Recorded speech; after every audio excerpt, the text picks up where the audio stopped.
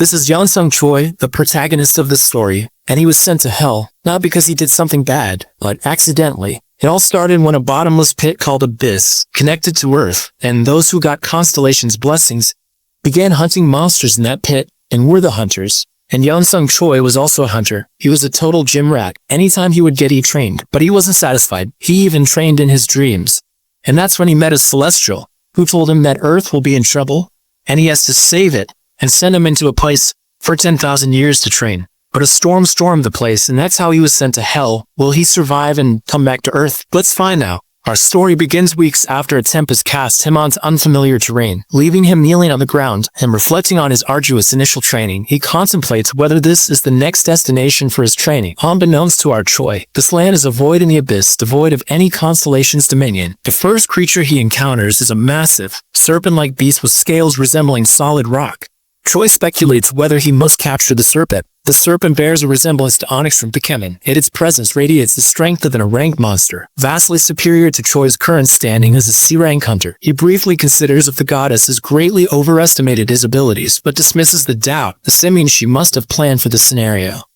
He strikes the serpent with his full power, but it doesn't flinch or react. His strength is insufficient to wound it. Choi observes his fellow hunters debating the divine celestial technique, a martial art ranked at D, which they reject as being overly slow and demanding. Many avoid its arduous and time-consuming mastery. Choi, however, is intrigued by the divine celestial technique, despite others viewing it as futile. To experienced hunters caution him about its slow and painstaking nature, emphasizing that it depends on internal energy, which requires significant time to cultivate. While most choose faster paths, Choi feels drawn to this challenge. The divine celestial technique lacks a direct method to generate internal energy, but each use of its techniques, celestial punch, celestial footwork, and celestial kick, absorbs stray energy, gradually enhancing his internal energy reserves. Repeating these motions endlessly could eventually lead to mastery, but this is no feat for the average individual. Returning to the present, Choi continues his relentless assault on the serpent. Although his initial strikes have no effect, he persists for years. One day, with a powerful punch, he experiences a sudden surge of energy. The force of his blow shatters many of the serpent's sturdy, stony scales. The serpent gazes at Choi in astonishment as he unlocks a new skill, a B+ rank internal strike. This marks a significant advancement in his mastery of the divine celestial technique. A system notification informs him that he has achieved the first level of mastery. Despite this accomplishment, Choi is struck by a lingering unease. He recalls tales of another martial artist, Li Shaolun, a renowned Chinese warrior who rose to prominence solely through martial arts. Li Shaolun's Zenith class wields power equivalent to the sixth circle of magic. When questioned by journalists about his aspirations, Li Shaolun declares his ambition to become an S-rank fighter, an achievement no martial artist has reached before. This realization dampens Choi's spirits, as he estimates it would take him a millennium to attain such a rank.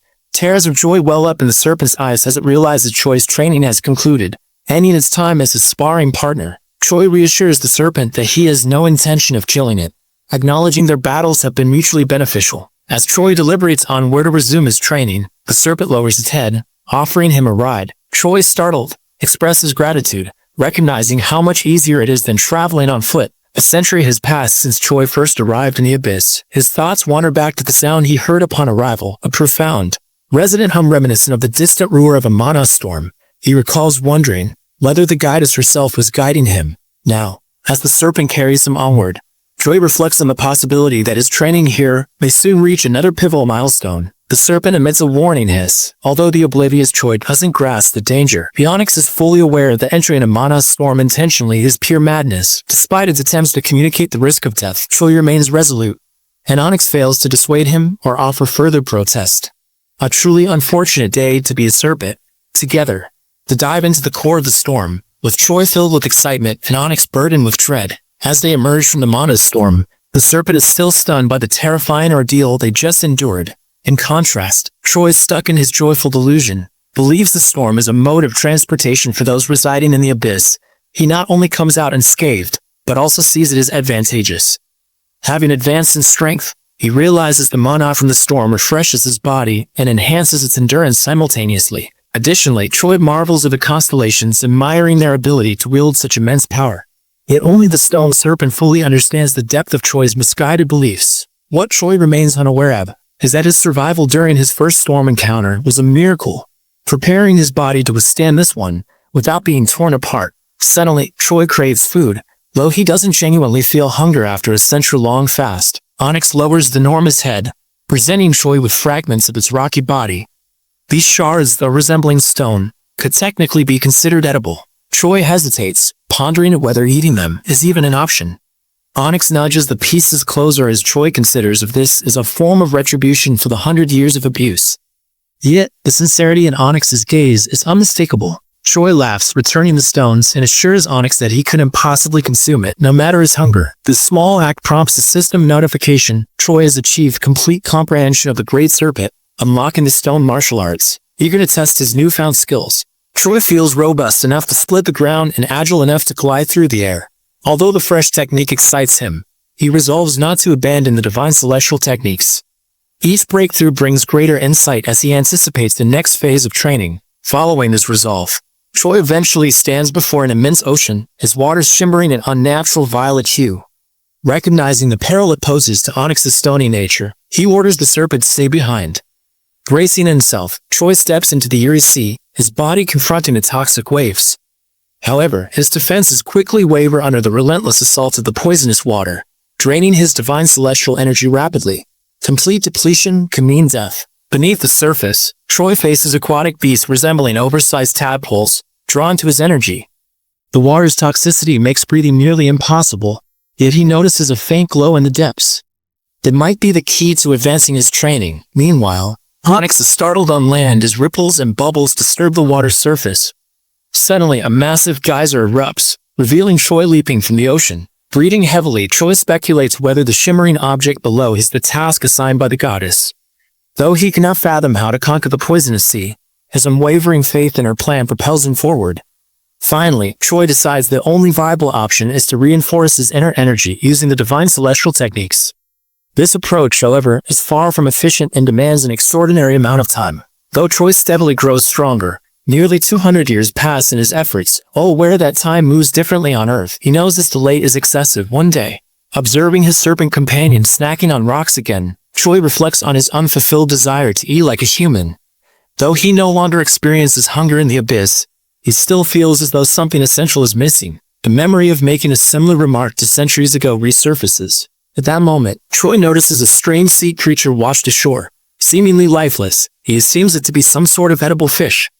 Driven by a mix of curiosity and longing, Choi resolves to cook and taste it. How bad could it be?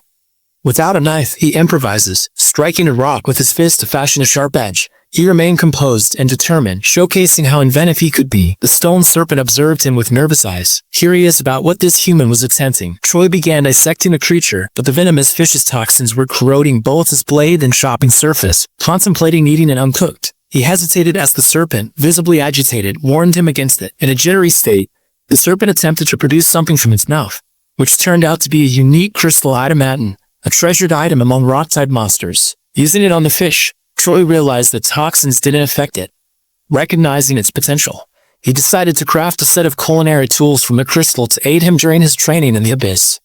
Reflecting on his clan leader's advice about having a pastime, Choi saw the practicality in adopting one. Hunting, preparing, and consuming whatever he encountered would not only sustain him, but also bolster his physical endurance. Armed with his newly forged utensils, Choi managed to slice raw fish. However, attempting to eat the monstrous fish proved revolting. Onyx expressed visible disgust, emitting peculiar sounds of repulsion. Choi, unfazed, was accustomed to consuming tasteless and monotonous food. For him, nourishment was merely a means to sustain energy, not something to savor. Efficiency took precedence over flavor. Taking a bite of the fish monster, Choi found it repugnant and the poison began coursing through his body. Yet, a system prompt revealed he was utilizing his inner strength to counteract the venom. Not only did he survive, but the toxins actually enhanced his power. He realized these creatures could serve as a source of strength if he avoided succumbing to intoxication, and he could even harness their energy. Feeling invigorated, Choi gazed at the sea. The creatures no longer appeared as foes but as sustenance. He resolved to consume them all, leveraging their power to grow even mightier.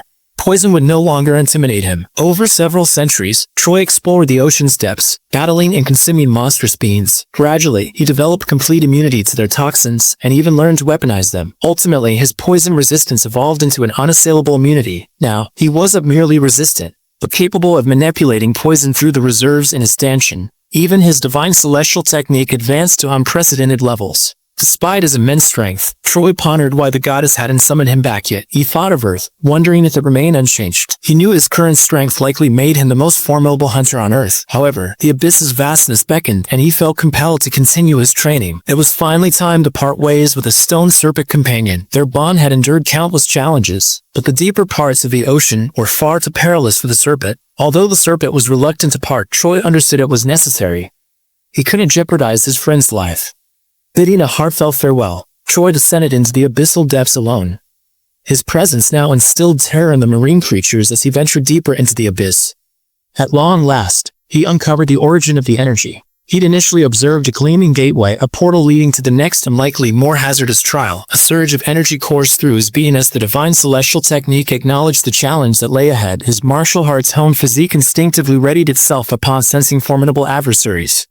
However, even without martial arts training, Troy would have discerned that dense killing intent was fixated on him. Constellations were entities whose abilities rivaled those of deities, their attributes within their realm essentially shaping the very fabric of nature there. This happened to be the territory of the sovereign of blood and war. A towering, menacing figure gazed at Troy with peculiar curiosity. When Troy claimed to be human, the creature mocked him, finding the notion utterly ridiculous. Recognizing that Troy was unfamiliar with his place, it decided to enlighten him. While speaking, it unsheathed an enormous, terrifying blade. The creature proclaimed its intent to decapitate Troy as a ceremonial greeting, a harsh lesson for the newcomer. However, Troy misunderstood this ominous proclamation, perceiving it as part of an intense training regimen. To him, this entire ordeal was a bizarre simulation crafted to test his limits. Bracing himself, he gathered all the energy within, concentrating it into his fist, molding his ki into a compact and formidable force. As the blade descended, Troy intercepted it with his bare hand, his fortified ki clashing against the razor-sharp steel. He retaliated with unwavering determination, propelling himself upward and delivering a potent kick that sent the creature reeling backward. The surrounding monsters observed in astonishment. Humans were typically feeble here, but Troy was an anomaly. Some whispered in disbelief,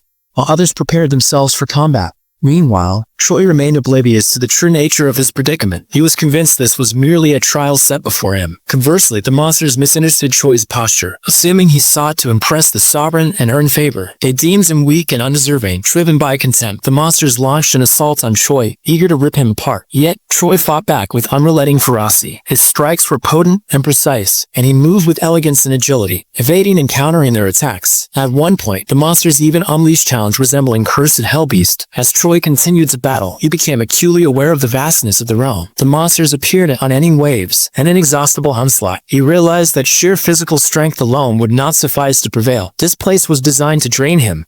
The Dominator's domain had its own rules. Fight until you win, or die. There was no other way. Struggling to gain any advantage, Troy catches sight of a structure in the distance. Driven by both desperation and curiosity, he surges toward it, dodging strikes and evading lunges as he moves. Finally, he reaches the building and forcefully kicks the door open, announcing that he will be borrowing the place, if only for a brief reprieve. Inside, he encounters a monster seemingly engaged in the mundane task of preparing soup. A strange sense of normalcy pervades the room, quite the contrast to the chaos outside. Right, a bit too normal. The creature looks up, and for a moment, Troy considers the possibility that this monster might be more benign, or at least disinterested in fighting. He asks whether the creature has anything decent to eat, mentioning that he has not had a proper meal in days. The monster listens with feigned civility, ladling out the soup with a polite nod, but as Troy approaches, it suddenly hurls the pot of boiling toxic liquid toward him. The noxious fumes spread, filling the air with a deadly venom meant to incapacitate him. However, the toxin is nothing to Troy, who has mastered immunity to poisons.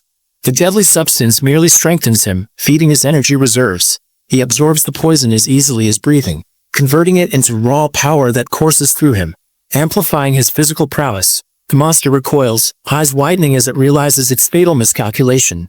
Before it can react, more monsters from outside have pushed their way into the building, filling the small space with snarling, violent energy. They surge toward him, undeterred by the fate of their fallen kin, eager to subdue the human who has dared to defy them. But Troy is prepared. In a swift motion, he flings the tables and chairs across the room, creating obstacles to slow their approach. The furniture crashes into the advancing monsters, scattering them momentarily, and Troy positions himself to defend against the next wave. Troy had been locked in a relentless battle for hours, transforming the simple chair into a deadly weapon. He had mastered the art of chair fist, a unique martial art born from desperation and necessity. This life or death struggle had awakened a new level of awareness within him. Every sense was heightened, every move calculated. Meanwhile, the goddess of balance is still worried about Choi. Even Angel Adekaniel, one of her most diligent servants, is scouring realms in a near impossible search for him. But it's not like he can find him in the abyss. After a fierce final struggle, Choi stands alone, victorious over every monster that dared challenge him. But as he rested, a thought lingered. How many more battles would he have to fight? His senses, honed to near perfection from his prolonged ordeal, pick up on something unusual emanating from the depths of the restaurant. He feels a powerful aura concentrated in a single spot. Drawn to it, Choi moves toward the source, only to be intercepted by a hand gripping his leg. The restaurant's owner, wait, did not the sky die? Never mind. The owner pleads with him, begging him not to drink from the precious pot that he has worked so hard to obtain. The owner says that the dominator of blood and war does not tolerate dull or uneventful battles. Such monotony is no life for warriors like themselves, who will be forced to fight, die, and be reborn, only to repeat the cycle endlessly if they allow themselves to grow complacent. This pot was something the owner had suffered a lot to find, but Choi is unmoved. In a swift, dismissive motion, he kicks the owner aside, asserting that, in a contest of life and death, the victor claims the prize. With this decisive act, Choi declares both the pot and the entire restaurant his rightful spoils. Today marks the birth of a new era within these walls. The establishment is now his, and he declares it will henceforth be known as the Demon Inn. Yet the original demonic owner is not willing to let go so easily, still groveling for the place he once ruled. Choi, however, makes his stance clear. If the demon wants it back, he will have to fight for it. As Choi surveys his domain, he notes the surprisingly clean state of the kitchen. The one area seemingly untouched by the endless skirmishes, but he finds the pantry sparse, devoid of usable tools or ingredients. Aware that he will have to make do, Choi resigns himself to eating whatever he can find, raw and unaltered. Choi tried eating the meat only to discover it was poisonous. Instead of fear, curiosity took over. Why would a demon poison its own food? He found a strange fruit, and sure enough, it too was poisonous. Frustration grew. Was everything in this darn restaurant toxic? Was this regular food for demons? Choi taps into his complete immunity skill, laughing at the poison. If this is the best that demons can do, then he'll make a feast out of it. And why not? If he's immune to poison, he might as well turn it into a power-up. After all, a little poison never hurts anyone, right? From that day on, Choi settles into a routine that borders on the bizarre. By day, he battles monsters that venture into his inn, testing his strength and honing his chair fist technique. By night, he was experimenting with poisons and ingredients that would look unusable in conventional cooking. And so hundreds of years pass. One day, the old demon owner came back with his army of monsters. They wanted to take back the inn. He acknowledges their persistence, but it does not matter as they cannot defeat him. He warns them while kicking them out that this place is no mere restaurant. It is now the Demon Inn. His years of fighting have tempered him, and suddenly a system prompt appears saying that he has received the A-rank skill, Body and Fist. This strengthens his divine celestial skill and makes his inner strength circulation faster. For a martial artist, the Body and Fist technique is a very powerful skill that makes people dozens of times faster and synergizes the body and mind. Many people want to learn it, but very few can. It is a rare and expensive skill, often found in secret scrolls. Choi learned it through hard work and many fights, although even he does not know the exact requirements he had to fulfill for it. But what he does know is that if people on Earth knew about his skill, they would be very jealous. Of course, that's not happening any sooner than him returning to Earth. Meanwhile, the monster continues to pour in, and unbeknownst to Choi, a dark figure flies through the sky approaching the inn. One regular day, the ground was covered with the bodies of monsters he had defeated. For 100 years he had lived there, fighting and winning against countless creatures. No monster could defeat him. They tried to attack him, but he was too strong. This place was his home, and no one could take it from him. Any attempt to breach his encampment, to lure him out or provoke him, ends only in their own destruction. The monsters were now gathered around Choi's camp, trying to find a way to defeat him. But no matter what they did, they could not break through his defenses.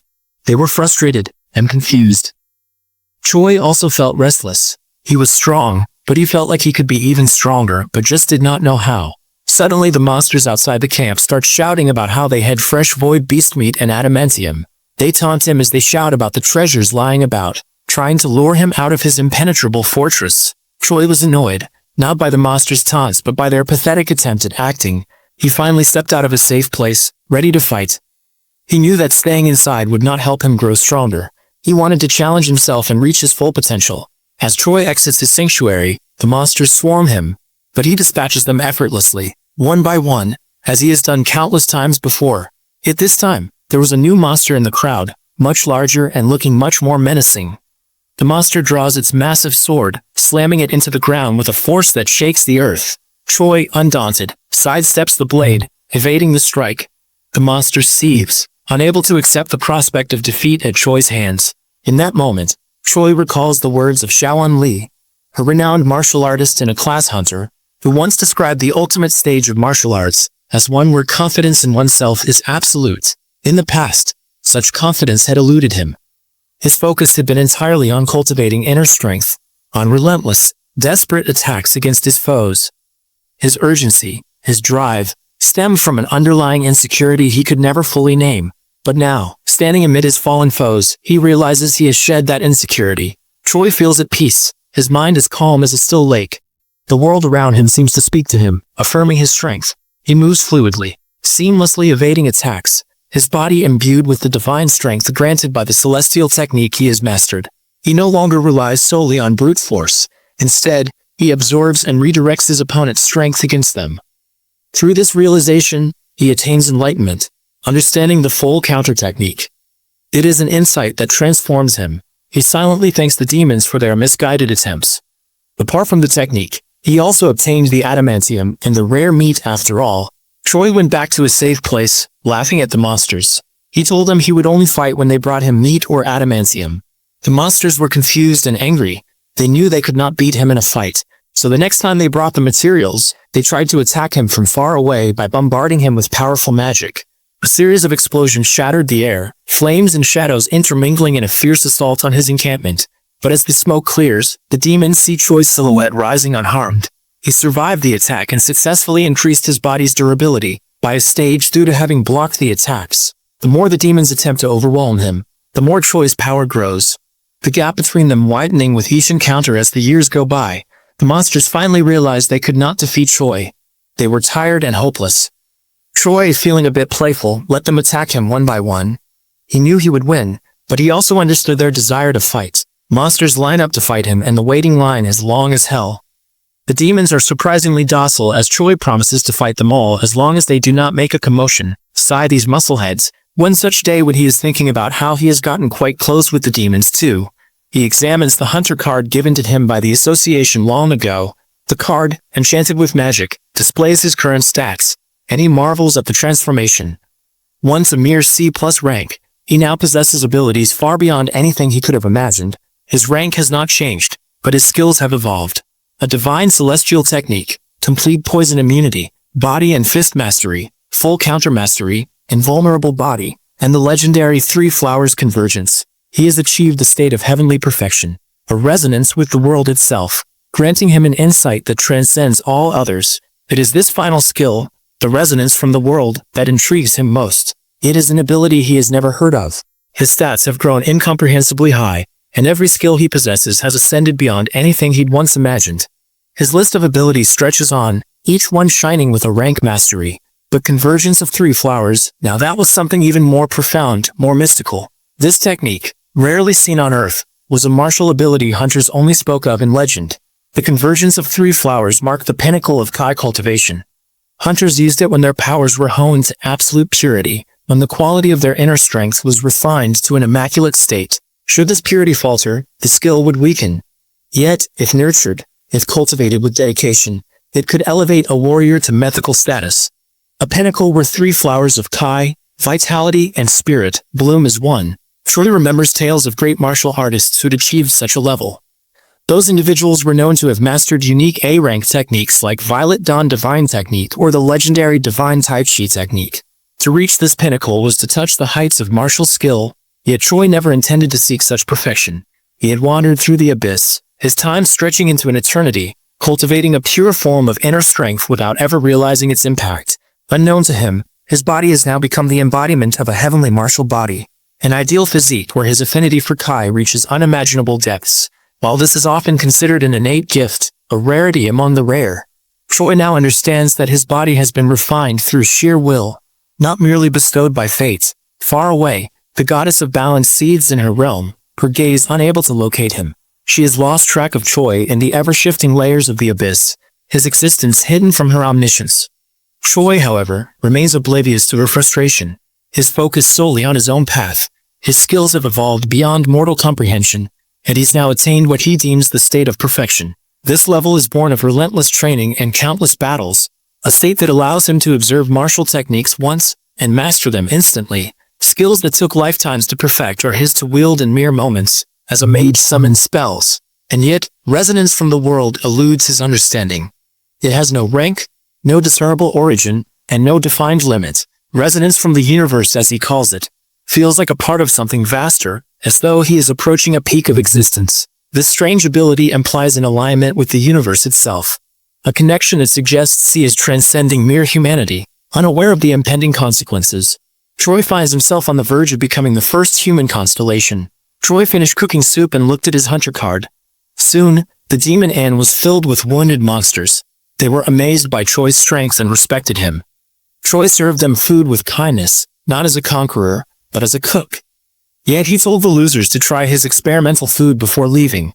They enjoy the taste of his cooking but vow to grow stronger, determined to face him again. For years, Choi has experimented with recipes, refining his skills as a chef regularly. Although one of the losers is happy that his experimental dish turned out good, another spits it out, saying not even a pig would eat it. Obviously, he cannot succeed every time. Just then, a demon throws the food on the ground, complaining that he is there to fight and not eat. But the demon does not even realize what has happened before Choi's warmth extends for a punch from far away and completely obliterates the demon's upper body, killing on the spot. The dumb demon should have just told him if he did not want food. Why did he have to throw and waste it? Thus, the time inside the demon inn continues with playful bickering and lots of food. As time passes, he earns a new skill, Abyss low-grade cooking, a C-rank ability. Yet, in contrast, his inner strength feels stifled, blocked by the limitations of his current state. His dantian, the core of his power, has reached its peak capacity, leaving him unable to increase his strength further. Reflecting on this, he realizes that no one remains stronger than him within the confines of his world. The once insurmountable heights he sought to conquer now seem within his grasp. But this creates an unexpected challenge. With no higher reference to guide him, he faces the daunting task of breaking through this barrier alone. He needs a formidable opponent, someone who can push him beyond his limits. But in this place, he has found only monsters who either fear him or revere him as an unbeatable force. A knock echoes through the inn, interrupting his thoughts. A demon enters, and Choi welcomes him, informing him of the news of high-quality meat brought in that day. Yet, as he turns, the monstrous figure standing at the threshold is unfamiliar. This creature exudes a power that is incomparable to those Choi has encountered before, its aura radiating an intense, almost infinite magic. Choi knew this meeting would be important. The creature's power was immense, even greater than Choi's. This would be a new challenge, a chance to grow stronger. This stranger could be the adversary he has sought. Choi offers meat donburi without the rice to the stranger today. Choi, observing from behind the counter, notices immediately the vast aura that engulfs the beast. It is clear that this creature is not only powerful, but possibly even stronger than him. As the monster finishes its meal, it casually produces a massive ingot of adamantium, a precious metal Choi has only heard of in legends. Its size alone is a marvel, far larger than anything Choi has ever seen. And for a moment, he's taken aback by the sight. Curiosity piqued, Choi offers the monster another bowl, sensing that this being might be more than he initially assumed. Yet, the creature declines. Suddenly the demon asks Choi if he is human, to which he responds in the affirmative. The demon bows lightly, introducing itself as Varigos, the first family member of the Dominator of Blood and War. With a prideful bearing, Varigos announces that he is a harbinger, one tasked with spreading his master's will, and has come to deliver an invitation for Choi to join their ranks. Varigos speaks of his master with reverence, detailing the significance of being part of the Dominator's family, and conveys how this would elevate Choi in the cosmic hierarchy, allowing him access to unparalleled power and influence.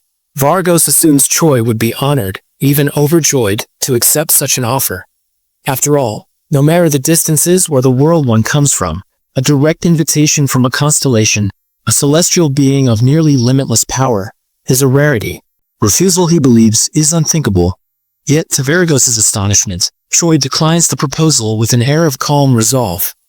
This unexpected rejection rouses a dangerous fury in Varagos, whose pride is shaken by such blatant defiance. The air thickens as his anger manifests, a surge of pressure flooding the inn and challenging Choi. But Choi, undeterred, faces Varagos head-on. He recognizes this confrontation as a long-awaited opportunity, a truly worthy opponent, capable of pushing him further toward his ambitions of strength. In the tense silence, Varagos insists that Choi's potential is precisely what his master seeks. That the dominator of blood and war thrives on followers who embrace battle and adversity, yet he cannot fathom why Choi would refuse. Choi, in response, mentions a prior commitment, a promise made to another constellation, one he is unwilling to break. Varagos grows curious and presses for details, sensing no trace of constellation energy around Choi. Choi admits that although he has not yet joined any family, he awaits a place promised by a constellation with the power to foresee the future. One who has assured him that his path lies with her. Varagos laughed at Choi, calling him a liar.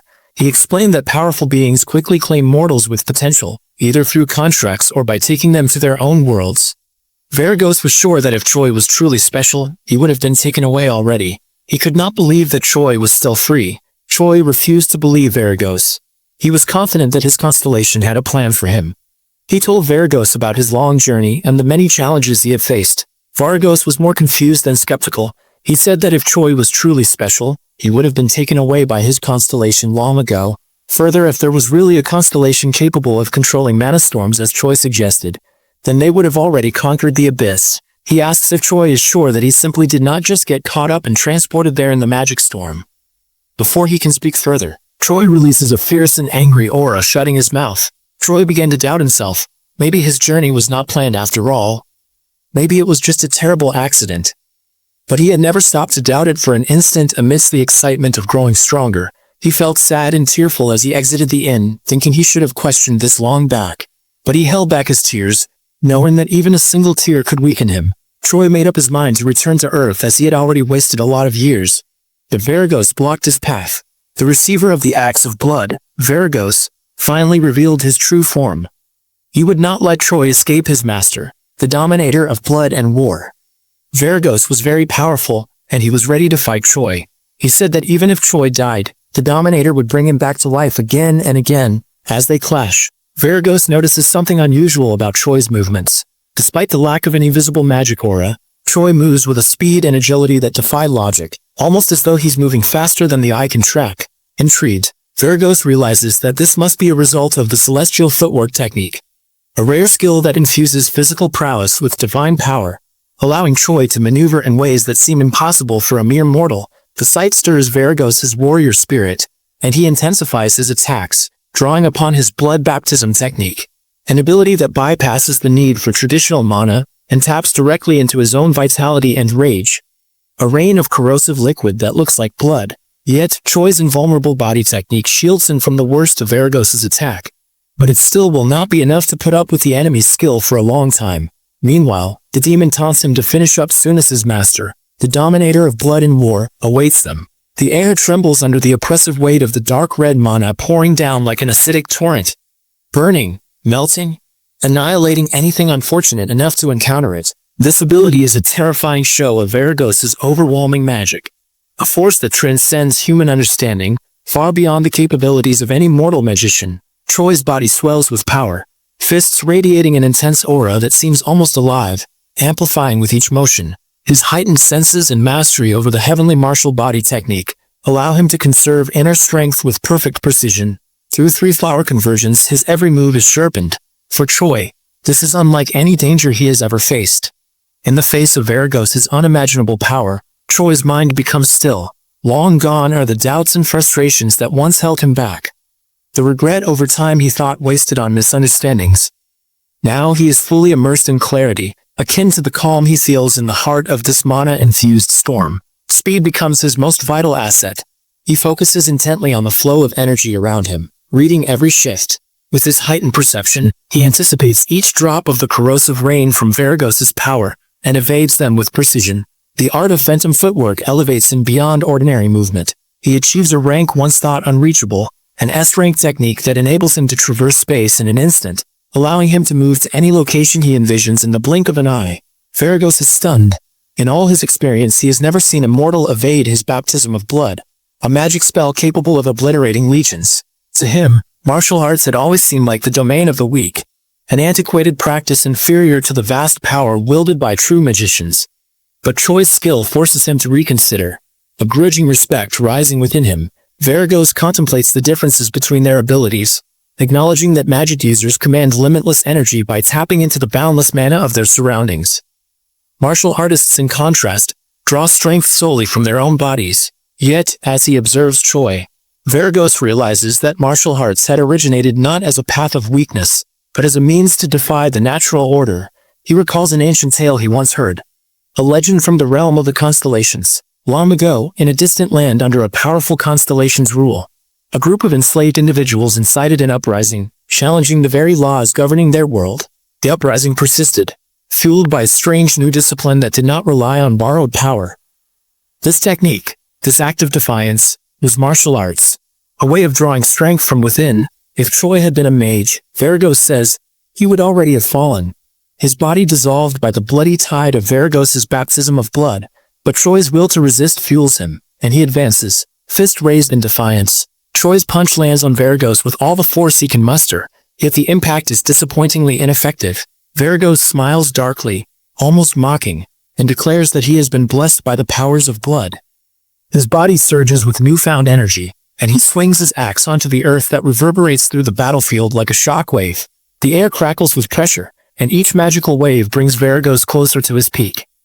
In Choi, he has found an opponent worthy of his fullest power. Choi fought hard against Varagos, using his amazing speed and power from phantom footwork, but Varagos was protected by a powerful magic shield. He knows he must reach a new level of power to have any chance of victory. Drawing upon his inner strength, he begins to channel his energy, gathering it within himself. This concentrated energy, known as fist ki, is the product of intense focus, a manifestation of Choi's martial essence. But fist ki alone is insufficient. Its limitations have long been evident. However, there exists a way to transcend this boundary, a technique so demanding that only one other martial artist, Zhao Li, had managed it centuries ago, even if only for a fleeting moment. This legendary technique, the Ki fortification method, demands an unparalleled reserve of inner strength. It compresses fist ki to a density beyond normal limits, transforming it into a nearly impenetrable force. The sheer power required for this technique makes it almost impractical for most fighters, but Choi has already reached a level far beyond Zhao Li's. Summoning every ounce of his energy, he channels it into his fists. Choi gathered all his strength, his body glowing with a fierce energy. With a thunderous step, he launched himself at Varagos, his fist a weapon of pure power. The impact was earth-shattering, and Varagos's magical shield cracked and shattered under the force of Choi's attack. The once seemingly invincible shield of blood magic has finally been destroyed. Likewise, Varagos's master's blessing, the powerful aura that has safeguarded him through countless battles, splinters into fragments. Yet Varagos cannot accept what he sees. Choi, however, knows he is treading dangerous ground. Each of his techniques depletes his inner strength at an unforgiving rate. Yet the battle rages on, with no respite and no forgiveness. A brilliant light, blinding in its purity, fills the vast dark arena as Choi and Varagos clash. Above, monstrous creatures gather to observe, whispering in awe among themselves. It has been nearly half a year since the conflict began, and still, neither warrior submits. To the audience, Choi's endurance is the stuff of legend, yet Choi is far from invincible. Gritting his teeth, he channels his inner reserves, pouring his remaining ki into his next attack. A celestial punch imbued with his fist aura, power surges through him, burning like fire, consuming his energy at an accelerated pace that would drain any ordinary warrior in an instant. In response, he activates the Three Flowers conversions, a mastery that allows him to draw ki at a rate fast enough to keep pace with his body's demand. Alongside this, his heavenly martial body works in tandem, slowing the consumption, sustaining him even as he feels the limits of his endurance stretched thin. Varagos watches with a darkened gaze, his sneer unmistakable as he senses Choi's efforts. To Varagos, this protracted struggle is nothing more than an inconvenience, a game dragged on too long by a mere mortal. He decides in this moment that the time has come to end this futile exchange. He will crush Choi, erase him entirely, and lay waste to every spark of defiance that dares to rise against him. Varagos calls upon his master's gift, summoning a dark, unholy power that has long lain dormant within him. Flames erupt around him, burning with an intense heat. His strength multiplies infinitely, transforming him into a vessel of pure destruction. His once massive figure shifts, condensing into a compact, swift form that grants him agility, unlike any he has wielded before. Now, with this amplified strength and newfound speed, Varagos moves with an otherworldly swiftness, darting around Choi in blinding arcs, his figure a dark streak against the dim backdrop of the abyss. For Choi, survival becomes an impossible test of endurance. The once impenetrable protection of Choi's body begins to crack under Varagos's relentless onslaught. He feels the familiar weight of Kai depletion, his body teetering on the brink of emptiness, yet he cannot afford to lose focus as that would mean death. Knowing that time and energy are slipping away, Choi finds himself faced with a desperate decision. His only choice is to push forward, to sacrifice every last reserve if necessary, to bring this battle to an irrevocable end. From the moment he had entered the abyss, he had never once emptied his inner strength completely. That would be practically suicide for a human here. But with not much choice left, he uses all his remaining inner strength to deliver a punch. Surprisingly, this awakens within himself a new ability. Celestial String, an enhancement that weaves divine energy into his techniques. Elevating his combat prowess to unparalleled heights, his divine celestial technique begins to evolve in real time. Each strike now pulsing with newfound energy and razor-sharp precision. As Choi's aura expands, Varagos senses a transformation. The thought of this mortal rival ascending, of Choi becoming a new constellation within the abyss, strikes Varagos with a horror he has never known. He cannot allow it. In his master's domain, in this territory he is claimed as his own, the rise of a challenger is an abomination. He watches with mounting fury as Choi's form begins to expand, growing colossal, his presence towering over the abyss like the dawn of some new unholy god. The restraints that have bound Choi's spirit dissolve, leaving behind only a raw, boundless power. Choi is no longer simply a warrior in the throes of survival. He has become something greater, something transcendent. His inner strength now resonating with the immensity of the cosmos. Within his Dantian, a universe of energy pulses, an endless reservoir of power waiting to be unleashed. He has ascended beyond mortal understanding, reaching a rank of strength that defies description. The technique that fortifies his ki achieves an S rank, elevating him to a level of might previously inconceivable. Along with this, he gains an unparalleled ability, subduing the strong and assisting the weak. Choi's celestial fist comes crashing down one final time, obliterating the last vestiges of Varagos's defenses. The Dominator's body, once a vessel of terror, shatters under the impact. The universe, vast and unending, awaits his next command, his next step. Choi stands amidst the aftermath of his battle with Varagos, realizing with a deepening awareness that countless constellations across the universe are watching him. The constellations, each express their interest in their own ways. The cat of lava and magma acknowledges him with a casual wave of its paw. The cardinal of plague and darkness extends an offer of a weapon, a sickle. Pose. Even the bull who stomps at the world bellows its approval, yet none captures Choi's attention as much as the dominator of blood and war, who looks upon him with anger. The system notifies that he has won the battle and gained power from the universe due to the effects of his self-conquered title. Varagos, despite his own impressive prowess and the bloodshed he conjures, concedes his defeat. With dignity, he acknowledges Choi's potential. He encourages him to grow beyond these small victories, urging him to push his power so far that even the constellations themselves would find it impossible to look down upon him. Varagos speaks with conviction, planting the seed of an idea in Choi's mind, to one day etch his own name among the stars, to become a constellation himself. Choi, stunned by the enormity of such an idea, tries to dismiss it, yet he cannot fully ignore it. For Varagos, a being of vast power, sees something within him, something worthy of such aspirations.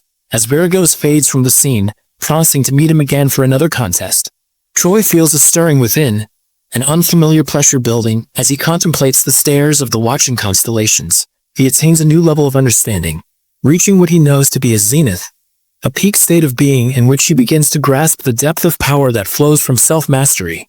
The constellations' gazes bear down upon him, weighty and intense, like 1,000 spears challenging his resolve. Yet Choi feels the temptation they bring. The cat of lava and magma proposes a meeting, and the cardinal of plague and darkness does the same. Yet, for all their invitations, Choi understands that constellations like these rarely move from their thrones. They must be cautious, for in the abyss, competition is fierce. If one constellation loosens its grip over its domain, Other ambitious entities would seize it, toppling kingdoms in a single ruthless stroke. Choi begins to understand that the constellations watch him as they would an arena match. Their interest akin to spectators of a universal game. They remain distant, yet fully aware, waiting for him to slip, to falter, so they might consume the remnants of his strength for themselves. The dominator of blood and war soon reveals his true intent, placing a bounty on Choi's head. Choi faces a relentless barrage of monsters and demons that rise against him, drawn by the bounty and by their own hunger for strength. He has always fought to carve his own path, not to serve the whims of greater beings. He knows that aligning himself with a constellation would only subjugate him, trapping him within their unbreakable bonds. Every moment he's reminded of Varagos's words, urging him to surpass even the highest powers of the abyss, to craft a legend that would echo through eternity. Among the crowd of constellations, each offers him something in exchange for his allegiance. The Cardinal of Plague and Darkness tries to entice him with the ability to unleash plagues, the gift as formidable as it is dangerous. But Choi refuses, aware of the chains hidden within the gift, sparking laughter from the other constellations who mock the Cardinal's desperate offer. The Cardinal, bristling with frustration, seethes at the rejection, a response that only amuses the rest of the constellations further. The Cat of Lava and Magma, undeterred by Choi's dismissal of the plague skill, instead offers him a book, a tome of magic, rich with ancient spells and secret knowledge, the fabled Cat's Book. But Choi, resolute in his path, declines the gift, declaring that he will rely on martial arts alone. The cat, mildly disappointed but not entirely surprised, then tries another approach. It presents him with a piece of adamantium, a rare metal, gleaming with an otherworldly light. The offer is tempting, a material that could bolster his defenses to near invulnerability. This time, Choi accepts, but only on his terms. He will use the metal not as a symbol of submission, but as a tool to forge his own destiny. He is no one's subject, no one's pet project. The cat, seemingly pleased yet subtly exasperated, advises him to consider forming a contract if he wishes for even greater resources. But Choi's voice rings out defiantly, rejecting the notion of submitting himself to any celestial entity. No way in hell is he going to become a lackey after coming such a long way. And for the cat, this hipster remains a hipster. Choi finds himself gazing one last time upon the constellation of the Cat of Lava and Magma. A peculiar sense of finality lingers in the air as he prepares to leave. He wonders where the hell the cat learned words like those. Choi walks back and arrives at the Demon Inn, yet now it is unrecognizable. The inn is in ruins, walls crumbling and shadows thick with desolation. Amid the wreckage of the inn, he searches for a lost piece of adamantium, a part of his past that perhaps does not hold the meaning it once did. He's indifferent now, ignoring the silent taunts from distant stars and the playful remarks of the constellations watching him. He leaves the inn behind, stepping away from all that has once been familiar. Meanwhile, the angel, Adakaniel, wanders in the abyss. Adakaniel's surroundings are bluish and filled with plateau-like flat surfaces that form the ground here. A two-headed leopard-like creature turns its head on being called as Adakaniel asks if they have seen Choi, showing them a hologram of him, and even telling them that a constellation is looking for him. However, the creature is not cooperative but hostile and attempts to confront the angel. But this is useless because Adakaniel's power is overwhelming, his punch throwing the monster aside effortlessly. The monster is daunted by his might. In a rare moment, the angel's voice, resonant and cold, questions the others surrounding them, if they've seen Choi. Even here, the creature's envy and grudges are apparent, and the two-headed creature who got beaten tries to desperately apologize. With a sigh, the angel leaves and the search for Choi continues. Elsewhere, another watcher takes note of the events unfolding. The observer with 100 faces, a constellation of profound perception, ponders Choi's actions from afar. The Demon King of Lambs, intrigued by the unfolding journey, promises a reward for any news of Choi's movements, adding yet another layer of intrigue to the search.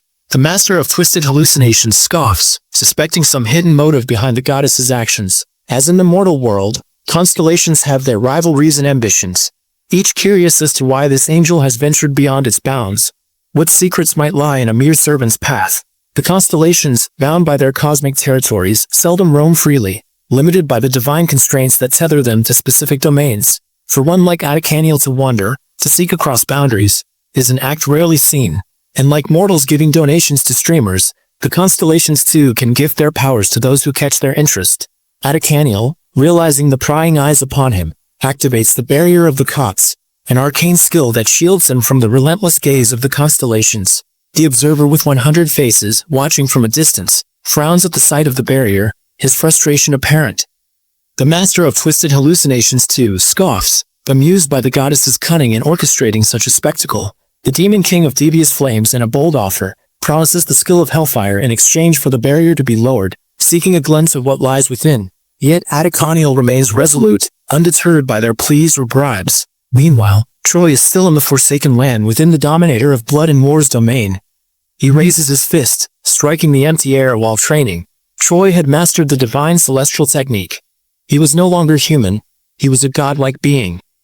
Every move he made was perfect, every strike powerful. He was one with the world, his power flowing through everything around him. Yet he continues using the celestial punch just like when he first started training. With a final punch, a system prompt notifies that he has chosen a life befitting of his status as his existential power increases. When he slayed Varagos and decided to leave the Dominator's domain, he had seen a large change to the unknown skill called resonance from the world. He had reached the peak of his presence, and the world was resonating in response. This is what earned him the title of the undefeated avatar of training, embodying the art of self-perfection, ever pushing the boundaries of his form. But how is he supposed to grow stronger and become a constellation now? As Troy contemplates his path, monsters approach, guardians of this dominion. They mock him, belittling his intrusion as an affront to the Dominator's authority, taunting him with memories of past encounters. Yet within him, the realization dawns that his path to constellationhood lies in honing his essence, deepening his existential power. To exist as a constellation, he must embody the ideals he seeks, his presence growing until it is large enough. He faces the monsters with renewed purpose, dispatching them with grace and precision, even wielding one hand at times as if their attacks are but an afterthought. As years pass, he trains tirelessly in the abyss, a place untouched by the constellation's light. His power grows, not only through his inner strength, but through skills born from his confrontations. He gains new abilities, subdue the strong and assist the weak, and self-conqueror. Titles that embody his strength. His power of presence swells, an aura that commands and influences. The skill of self-conqueror resonates, showing others the path of inner mastery, a rule unto itself.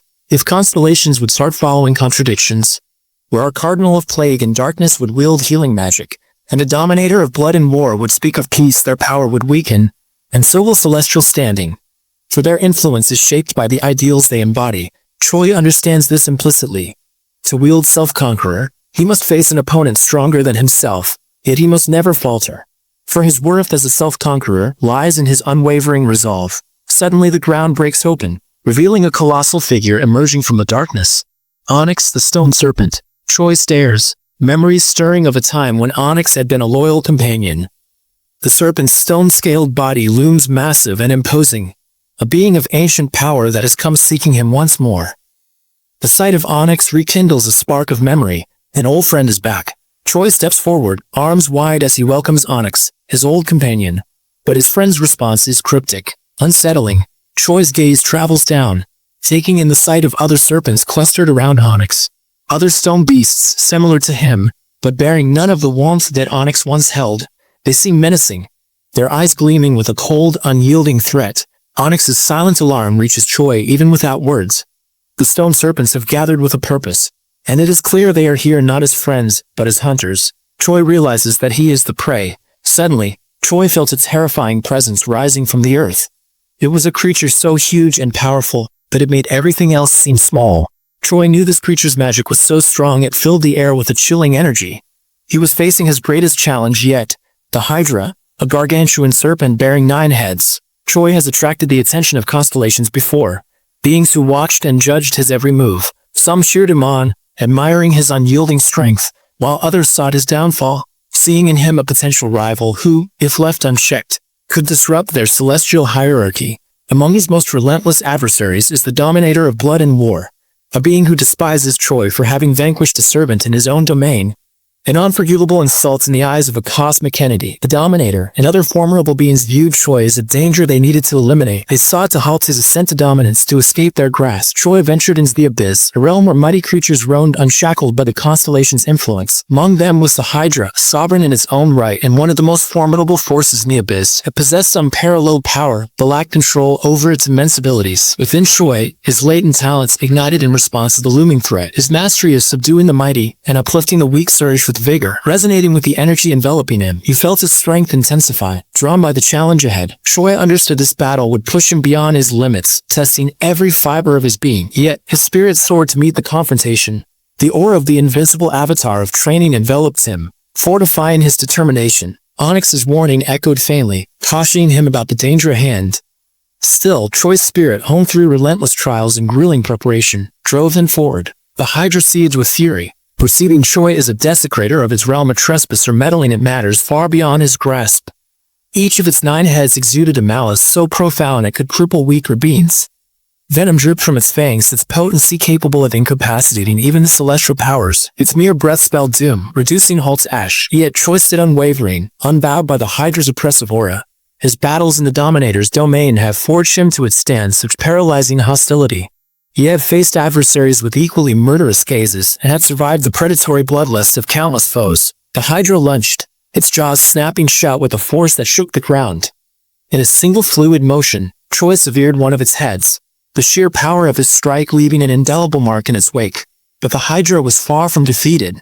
His severed head regenerated swiftly, re-emerging anew. For a fleeting moment, the Hydra regarded Choi with reluctant admiration, acknowledging his strength but vowing retribution for his insolence. The atmosphere thickened with the Hydra's venomous aura, each movement radiating the unyielding fury of a creature that had vanquished countless heroes before it. The toxic air was deadly, a lethal haze that would have annihilated lesser opponents on contact. Yet Choi endured, fortified by an innate immunity that rendered the venom harmless. The Hydra's oppressive presence bore down on him, a ceaseless torrent of power that seemed to grow with each passing moment. The battle acquired a dreamlike intensity as Choi's inner power expanded, harmonizing with the abyss's energy, and feeding on the Hydra's wrath. His determination intensified, amplifying his will to triumph. The Hydra launched an assault on Choi's mind, attempting to shatter his resolve. It mocked him, claiming to be the abyss's supreme being, but Choi resisted its psychic attack, his focus unbroken. The Hydra lunged again, its head striking with relentless aggression, each one swelling with venom that enveloped the area in a dense, poisonous fog. Illegal it had claimed victory. The Hydra was blindsided when Choi emerged through the noxious cloud unharmed. His immunity nullified the poison, and though his body strained under the Hydra's relentless blows, his resolve only grew stronger with each impact. Amid the ferocious confrontation, Choi sensed a profound change within himself. His battle with the Hydra awakened a deeper force, one that shifted the tides in his favor. The Hydra's overwhelming strength began to waver, its once indomitable power diminishing as Choi's existential energy surged. Drawing on this newfound power, Choi absorbed the Hydra's might, transforming it into his own. In a final act of defiance, Choi methodically severed the Hydra's heads, one after another, until none remained. It would not be an exaggeration to describe it as a completely lopsided fight. Yet the Hydra persisted, its regeneration making it stronger with each strike. Choi soon realized his approach needed to change. He could not rely solely on brute force. He had to uncover a method to halt the Hydra's self-healing ability. The Hydra exhaled a lethal mist into the atmosphere, filling the air with a swirling cloud of poisonous fumes. Choi could feel the searing intensity and deadly nature of the toxins, even with his body's formidable resistance. Though he trusted his abilities to shield him, he was aware of their boundaries. The Hydra's breath carried more than physical peril. It was imbued with malevolent sorcery, an unstable force akin to the dark energy wielded by Vargos, a mighty sorcerer. However, Choi recognized that this beast surpassed even Vargos in power, and his defenses might falter under the full brunt of its poisonous magic. Unshaken, Choi activated Celestial Forward, an advanced technique that significantly augmented his speed. He maneuvered with precision, weeding through the burst of toxic fog, pushing himself beyond his limits to achieve a swiftness that could turn the tide. His focus sharpened, seeking fleeting opportunities to exploit in Hydra's relentless assault. As he continued to accelerate, he noticed an odd shift. The intervals between the Hydra's poisonous exhalations began to slow. It was as if the flow of time itself was bending to his will, allowing him to anticipate and evade with remarkable accuracy. This phenomenon was beyond the scope of his martial techniques or magical skills. His newfound speed defied explanation, transcending the boundaries of his previous capabilities. A realization dawned upon him. He had access to an existential power, a force that went beyond physical skills or learned abilities. This was an extension of his very essence, enabling him to influence reality, bending time to his advantage. With each motion and every strike, this power coursed through him, synchronizing the world around him with his intentions. Empowered by this awakening, Choi launched himself toward the Hydra, severing its heads with precision and determination. Yet each severed head regrew, a Hydra returning with even greater ferocity and resolve after every regeneration. Choi came to understand that this existential power was the foundation of the constellation's supremacy over the abyss. These ancient, transcendent entities wielded the same force to shape order from the abyss's chaos, granting abilities and blessings to those they deemed worthy. This power, rooted in the essence of existence, was constrained only by the strength and will of its user. With sufficient existential energy, a constellation could rewrite the fabric of reality itself, just as Choi was doing in the heat of battle. He channeled every ounce of this newfound energy into his attacks, breaking past his former limits to counter and surpass the Hydra's unyielding regeneration. However, the Hydra's essence was formidable, its soul an indestructible force of will. While Choi's existential power could reshape reality, it was not yet potent enough to subjugate the Hydra's unwavering spirit. The beast's hatred burned intensely, its wrath growing fiercer with every head Choi severed. The Hydra's snarls carried promises of retribution, each regeneration feeling its vengeful resolve. But Choi had no intention of dominating the Hydra. Instead, he turned his existential force inward, directing it toward himself. His ki, now fortified with this immense energy, transformed his weapon. The blade became an extension of his will, sharp enough to pierce the Hydra's impenetrable scales and strike deep, targeting the core of its regeneration. The decisive blow halted the Hydra's ability to heal. He compels himself to remain composed, a cornerstone of his rigorous discipline. In this battle, losing his concentration could spell disaster. Resolute, he drives his blade deeper into the Hydra's flesh, channeling his newfound strength to pinpoint the core of its regenerative ability. For the first time, he notices the Hydra's wounds are not mending as rapidly. His strikes have uncovered a weakness in its otherwise indestructible form. The Hydra recognizes the shift as well. The agony and dread of its predicament are evident in its frenzied eyes. It bellows in anguish, retreating in desperation. Its once unrivaled regeneration slows to a near standstill. The nine heads bicker amongst themselves. Some demand to stay and fight, unwilling to endure the shame of retreat, while others, sensing the magnitude of Choi's growing strength, prioritize survival above all. And Hydra fled with its tail between its legs. Never in his vast existence has the Hydra encountered an adversary so relentless. Pride clashes with survival instincts, its self-preservation prevails, compelling the creature to seek escape. Aware that any hesitation can mean the Hydra's escape, Choi advances.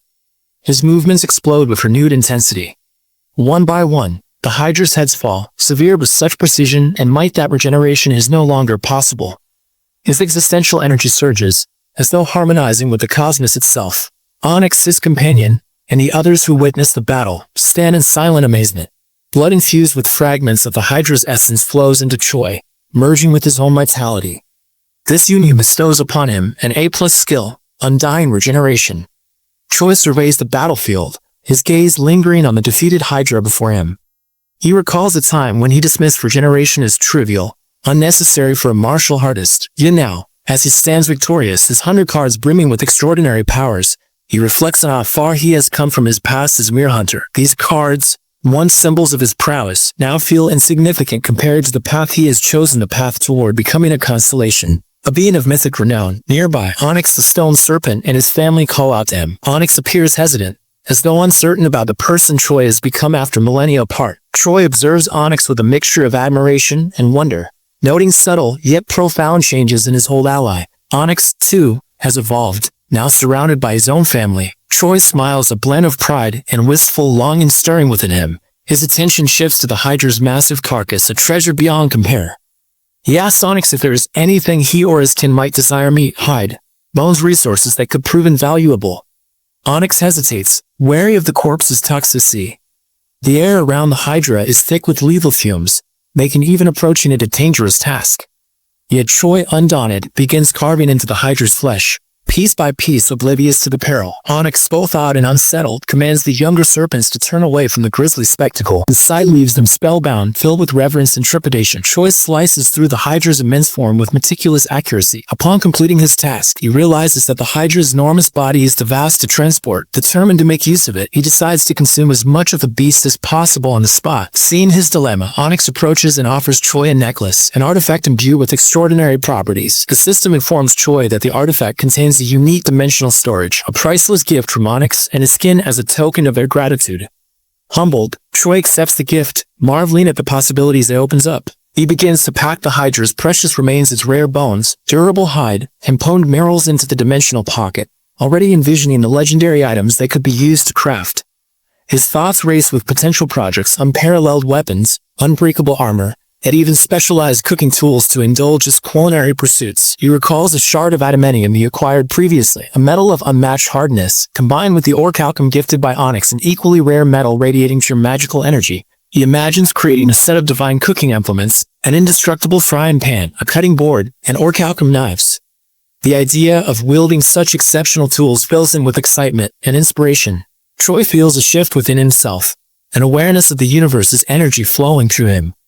He comes to understand that his strength originates not solely from his personal power, but from the universal force itself. With each follower he gains, his abilities grow exponentially. He feels invincible, a deity among mere mortals. Onyx observes Choi and explains to his skeptical offspring that, despite Choi's eccentricities, he is a man of virtue. Meanwhile, Choi notes that there's still an excess of meat remaining, far too much for the pocket's capacity. Rather than waste it, he resolves to cook and eat the Hydra meat where he stands. Memories of his time managing the Demon Inn.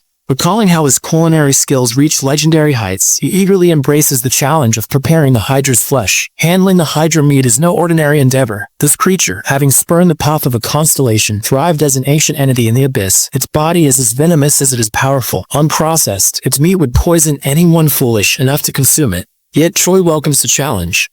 With precision, he purges the toxins from the flesh. Slicing it skillfully with his makeshift orichalcum tools, he offers some of the prepared meat to Onyx. Initially hesitant, the stone serpent is persuaded by Choi to taste it. To Onyx's amazement, the meat is both delicious and invigorating. The other serpents, Cheerios, also partake and are equally astonished by its flavor and energy. They marvel at the fact that the meat is not poisonous, recognizing Choi not only as a master of food but also as a warrior of unparalleled strength. Choi is heartened by their enjoyment, reassured that he would never harm his allies. The serpents express their gratitude and newfound loyalty, viewing Choi as both a hero and a leader. Their admiration strengthens Choi, connecting him even deeper to the universal force. In this moment, Choi grasps the reason constellations value followers so highly.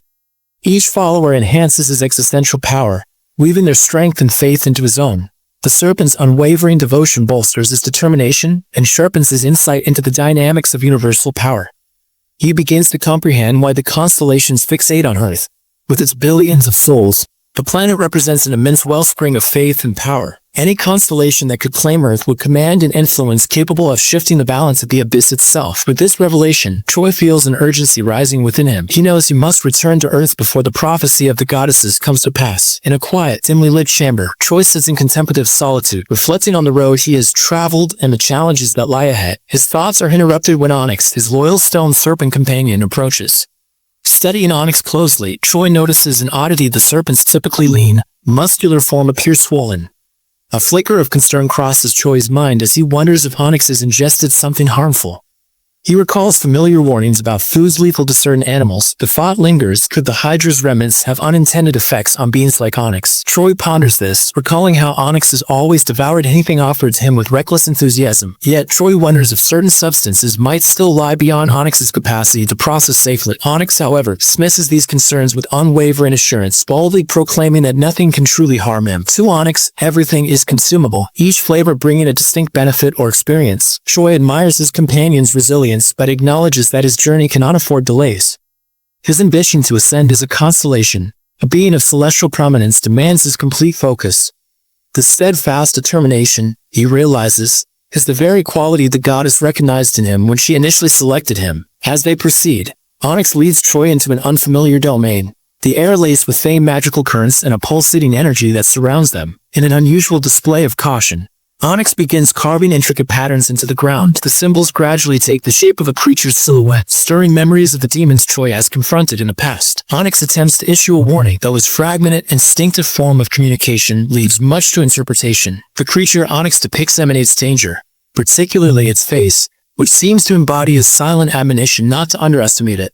Choi's extensive history of battling demons has made him wary of the supernatural. He contemplates what new monstrosity could await him in this realm. Exhausted from years of endless battles and blood-soaked territories, Choi nonetheless resolves to be prepared for whatever comes. With a decisive leap, he enters the portal and lands on a smooth surface. The skill he refers to as subdue the strong and assist the weak seems to evolve, gaining new dimensions as he perceives the challenge ahead. His heightened power fills him with a surge of exhilaration. Servants of the constellation approach, their demeanor a mix of curiosity and reverence. They immediately recognize him as the undefeated avatar of training and greet him with respect that is both genuine and cautious. It is clear they had anticipated his arrival and honored guest who might one day achieve the status of a constellation. Choi feels a momentary flicker of pride, but remains mindful of the potential dangers that often accompany such recognition. The servants speak of their master's desire to meet him, their words laced with both humility and an undercurrent of foreboding. Among them, a nightmare incubus attempts to weave an enchantment, casting a spell that would normally ensnare weaker beings. Troy feels the spell pressing against his defenses, but quickly realizes it is no match for the divine technique he has perfected over time. His training shields him effortlessly from the enchantment's effects. Troy senses that the servants are not inherently malicious. Their powers simply seem untamed and beyond their full control. The incubus acknowledges Troy's resilience, humbling herself by calling him Great Constellation. For a moment, he allows himself to be softened by their kind words. Such kindness, rare in the abyss, warms him in a way he had not anticipated, but he remains cautious and asks the servant if she's ever heard of Earth. She appears startled, mentioning that she has only heard rumors of it being a realm teeming with countless souls, a treasure of power if any constellation could control it. Troy dismisses her assumption that he seeks Earth for domination. He harbors no intention of enslaving his home. He desires only to protect it. A motivation that, here in this realm, feels dangerously idealistic. As they press deeper into the territory, Troy notices a shift in the servants' demeanor. Despite their nightmare nature, they are innocent and earnest in their admiration. They are not inherently evil. Suddenly, there was a commotion. A creature was screaming, desperate for power. The other servants were trying to calm it down, warning it about the consequences of its actions. Troy was interested. He saw a bit of himself in the creature, its endless hunger for power. Troy was curious about the creature's problem. His companion explained that nightmares needed to feed on the desires of others to survive. Troy, who only cared about training, did not understand. His desire was simple and pure. Unlike the complex desires of the nightmare also desired to consume Troy's unique desire, but assured him that she can control herself. At last, they reach an imposing gate, adorned with ancient symbols and radiating a formidable energy. A servant pauses, her voice trembling slightly as she admits that she has no authority to proceed beyond this point. But Troy decides to bring her along. Sensing that her presence may provide a subtle advantage should he face the unknown within, she is visibly touched, her gratitude palpable as they cross the threshold together. This is the first time anyone has offered to include her in something greater. However, as they enter the room, Troy is blinded by the pink and yellowish light coming from within. However, the servant who guided him here is lying flat on the ground, sound asleep. What greets him is a young girl, who is none other than the constellation of dreams and greed herself. Her ethereal voice speaks softly yet clearly, whispering that Troy has been the cause of recent disturbances rippling through the entire abyss. The voice confesses a long-held desire to finally meet him. Confused, Troy refutes this, stating he is not a constellation, not yet. He feels far removed from such a position. As he speaks, she approaches, seemingly innocent, yet with a knowing expression that belies her youthful appearance.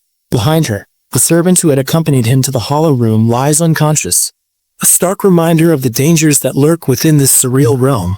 The girl insists that once a path is chosen, even the faintest step toward becoming a constellation is enough to mark one as such. She explains that it is not the title itself, but the very act of walking this path that defines one as a constellation. Troy, turning this over in his mind, is struck by her insight. The girl remarks that actions undertaken along the constellation's path are, by nature, those of a constellation. To further validate her point, she tells him that he can use existential power, just like other constellations. Troy wonders if she is, in fact, the master of nightmares, a being whose aura is more unsettling than her innocent appearance suggests. As Troy replaces steps back to his arrival in the hollow room, his mind wrestles with thoughts and sensations that seem to echo across time and space. He recalls laying down in a vast blank expanse, where the tension and timelessness weighed upon him. It was here that he had refined his celestial techniques, reaching the pinnacle of martial skill. Yet, he cannot shake the question now haunting him. Does he truly wish to become a constellation? Or should he simply embrace the peace he has gained through enlightenment? His thoughts grow more intense, swirling with desires and ambitions that beckon him to indulge in a future that seems within reach. He realizes he stands in a territory governed by dreams and greed, a place where aspirations manifest in tantalizing visions. The constellation of dreams and greed explains that everyone who enters the hollow room is overtaken by an overwhelming satisfaction in fulfilling desires, until they reach a calmness that seems impossible to resist. That such peace is only attainable by constellations. For mortals or those who are only beginning their cosmic journey, to yield to these temptations is nearly inescapable. The girl, the master of nightmares, observes him intently and tells him he has not yet fully awakened to his potential. This revelation shocks Troy. With curiosity, he inquires if she has an agenda in mind. She proposes an alliance, a notion that leaves him baffled. Never did he expect such an invitation. Constellations, in his understanding, are creatures bound by their own selfish nature, entities who transcend mortal concerns and keep their interests close. The girl acknowledges the truth of his view. Constellations are selfish, but they are also bound by choices they cannot easily escape. She explains that selfishness, paradoxically, can sometimes foster alliances. These alliances are not born out of camaraderie, but rather out of mutual advantage. Choi begins to see her logic. Such alliances provide the constellation with a measure of security, a shield against the relentless cosmic power struggles. She elaborates, explaining that constellations are often misunderstood by mortals who romanticize them as gods. In reality, the life of a constellation is fraught with danger. A nascent constellation reveals its presence, even slightly, and older, stronger constellations may strike immediately. In a realm where the strong thrive at the expense of the weak, alliances become a vital strategy for survival. Not every constellation, she explains, holds a belief in this cruel philosophy of survival of the fittest. Many seek to avoid the ruin brought by the power-hungry beings who care only for dominance. In the shadows cast by this power struggle, there remains a place for desires both subtle and grand, for dreams that possess depth. The Master of Nightmares requires the nourishment of such desires to fuel her existence. She cannot thrive on simple desires born from fear or longing for lost things. Instead, she needs desires inspired by the changing world. Desires that provoke exploration, discovery, and achievement. This need, she admits, binds her within the boundaries of her kingdom.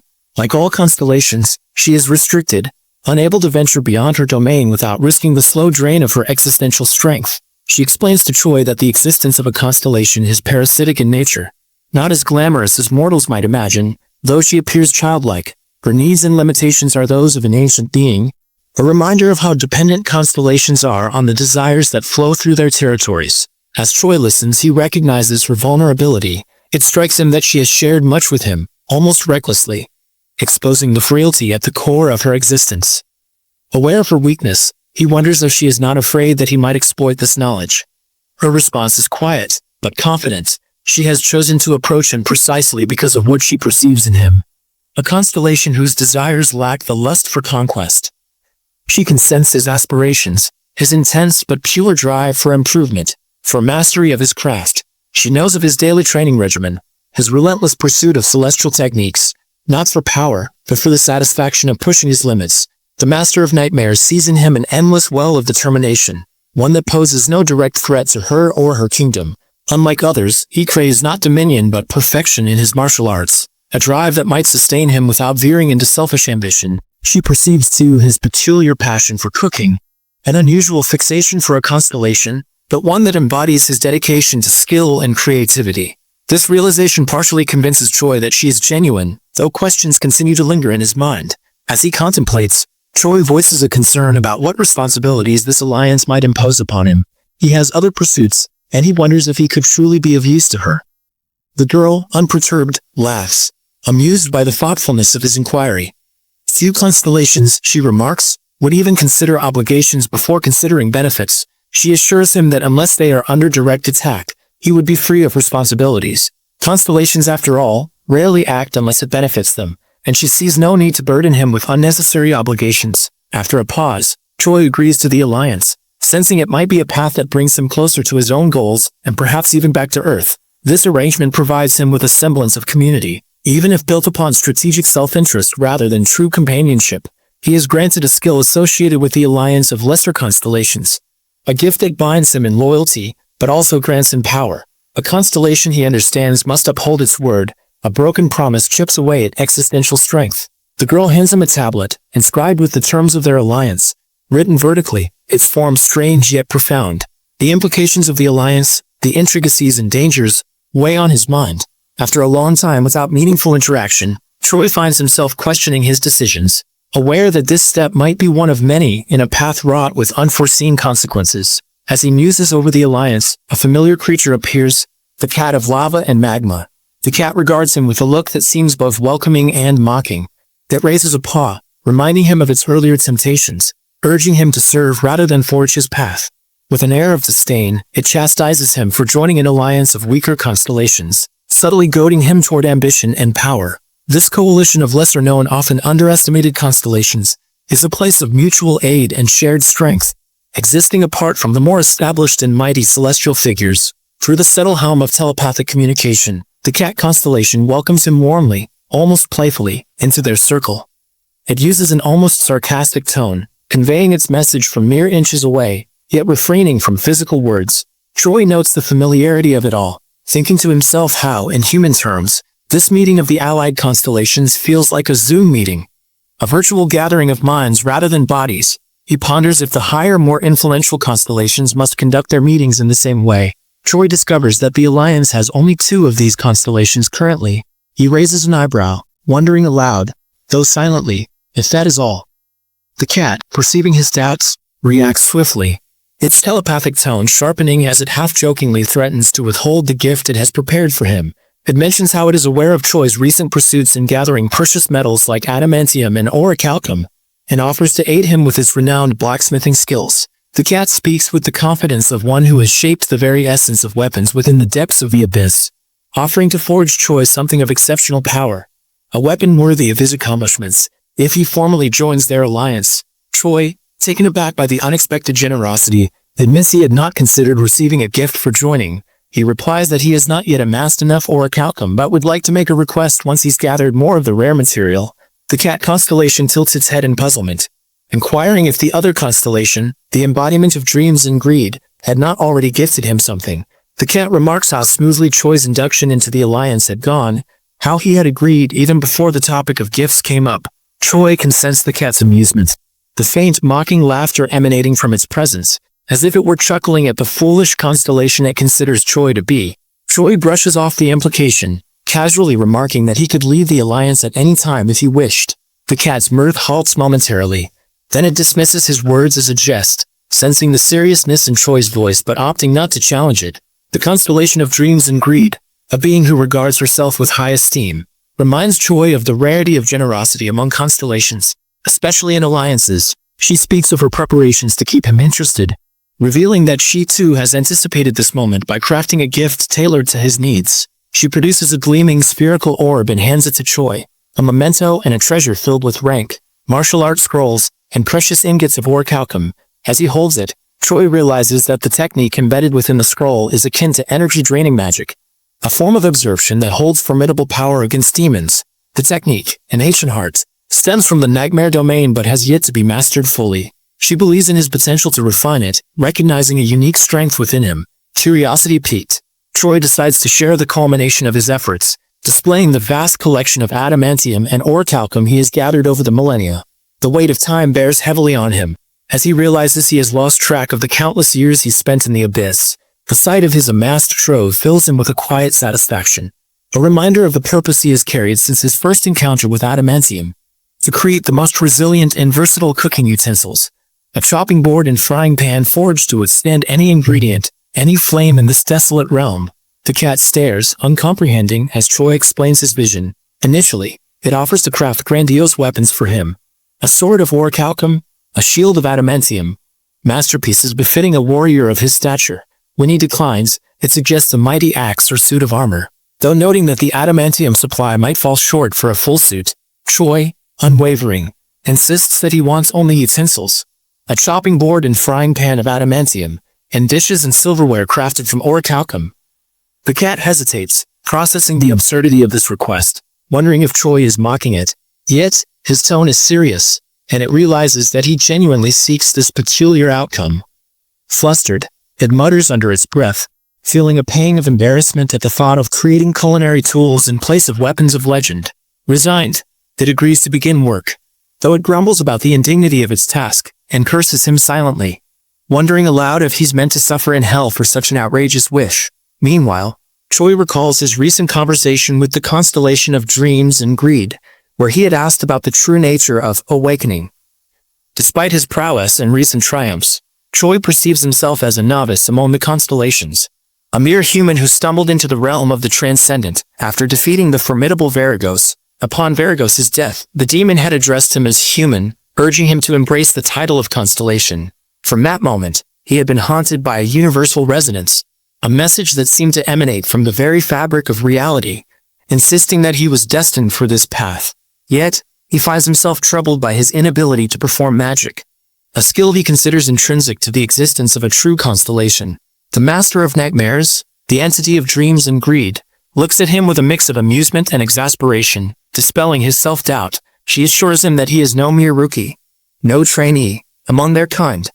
He is simply a constellation, as real as any other. She reveals that most constellations are not born, but rather appear spontaneously, emerging from the dreams, desires, and collective will of the beings within the universe. She herself materialized from the endless aspirations and cravings of mortals, becoming the embodiment of those intangible forces. The dominator of blood and war, and even the cat of love and magma, similarly emerged from nothing, a testament to the unpredictable power of existence. She conveys to Choi that his mere self-perception as unique should not alarm him. His journey reflects an extraordinary path, not an aberrant one. Accepting this, Choi takes a deep breath, closing his eyes as he internalizes the realization. He is a constellation, not merely by potential, but in essence. A surge of energy pulses through him, reverberating from the farthest reaches of the universe. Lights and shock waves spiral around him, growing in intensity. The resonance from the cosmos now fully awakened by his acceptance. His transformation is instantaneous and profound. His gaze sharpens, his body shifts, muscles refining as a newfound strength courses through every fiber of his being. His hair lengthens, glimmering with an otherworldly sheen as his aura expands, formidable and radiant. He stands taller, more resolute, as though embodying the boundless power he has only just acknowledged. The birth of a new star pierces the dark and deep periphery of the abyss, casting a fleeting glow across the vast shadows. As the star's light fades into the black, another scene unfolds. A fierce battle between Atacaniel and a monstrous entity from the abyss. The angel's relentless attacks seem ineffective, barely grazing the creature's thick, hideous hide. Suddenly a constellation's presence surprises Atacaniel, and the angel does not do much noticing at that time. This constellation happens to be the undefeated avatar of training, Choi, who offers a blessing to AB Angel, a gesture that shocks Atacaniel, who nonetheless accepts it without hesitation. Grateful, he vows in his heart to repay the debt someday. Infused with Choi's blessing, Atacaniel moves with newfound agility, his every skill and technique feeling strangely familiar, as though he had mastered them ages ago. Meanwhile, the constellation of dreams and greed observes, remarking with a sense of knowing amusement that Choi's enthusiasm must be great indeed. She muses on Choi's unusual choice to intervene with another constellation servant, noting that while the situation may be harmless, he should exercise caution. Were the servant under a more possessive constellation, such actions could be construed as an insult or even an act of aggression. Servants are extensions of their master's authority, deeply intertwined with their very essence and purpose. Reflecting, Choi understands her caution. The realization dawns upon him that as a constellation, his actions carry an immense weight. Only recently has he come to comprehend that he is, in fact, a constellation. His path to this point has been one of near constant misunderstanding, with each obstacle and strange occurrence mistaken as a divine test or trial. Even after being lost within the depths of the abyss, he saw every challenge as part of his training, his resolve unbroken.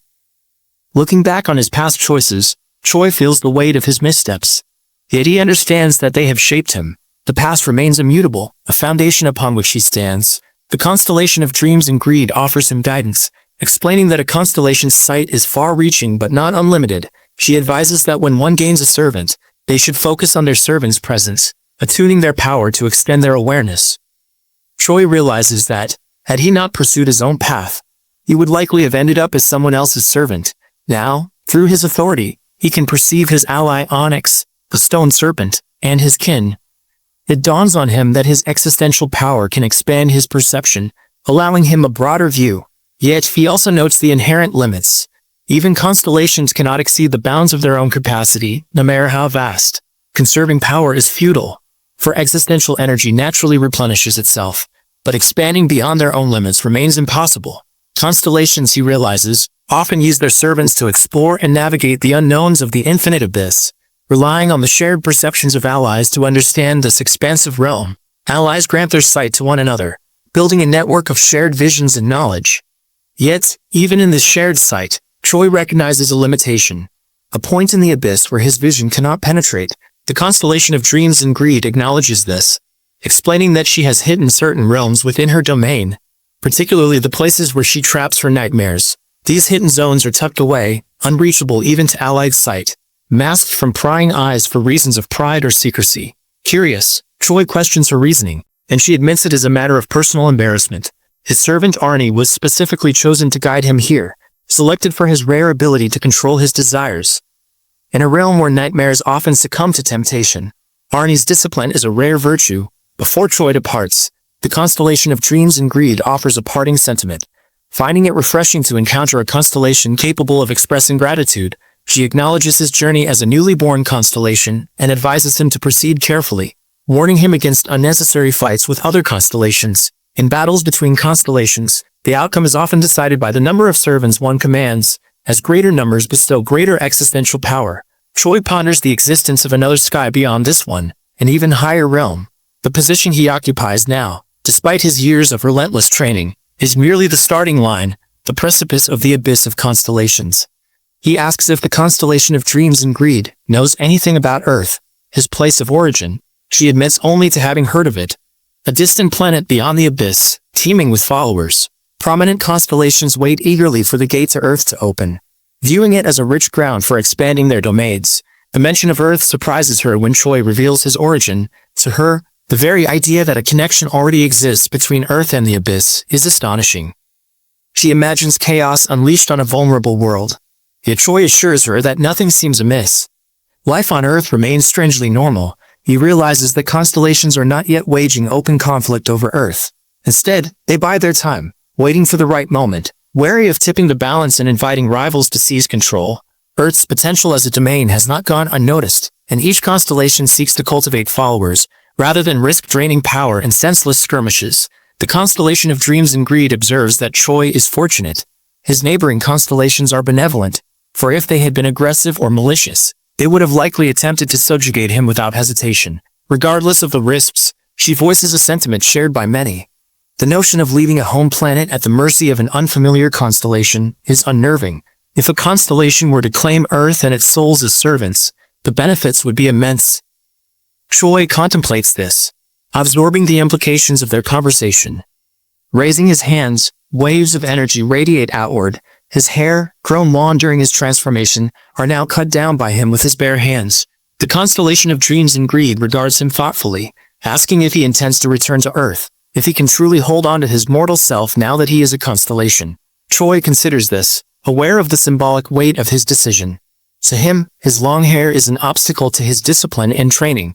This single mundane aspect of his form reminds him of who he was. The constellation of dreams and greed asks if he is planning to return to Earth and offers him a piece of advice.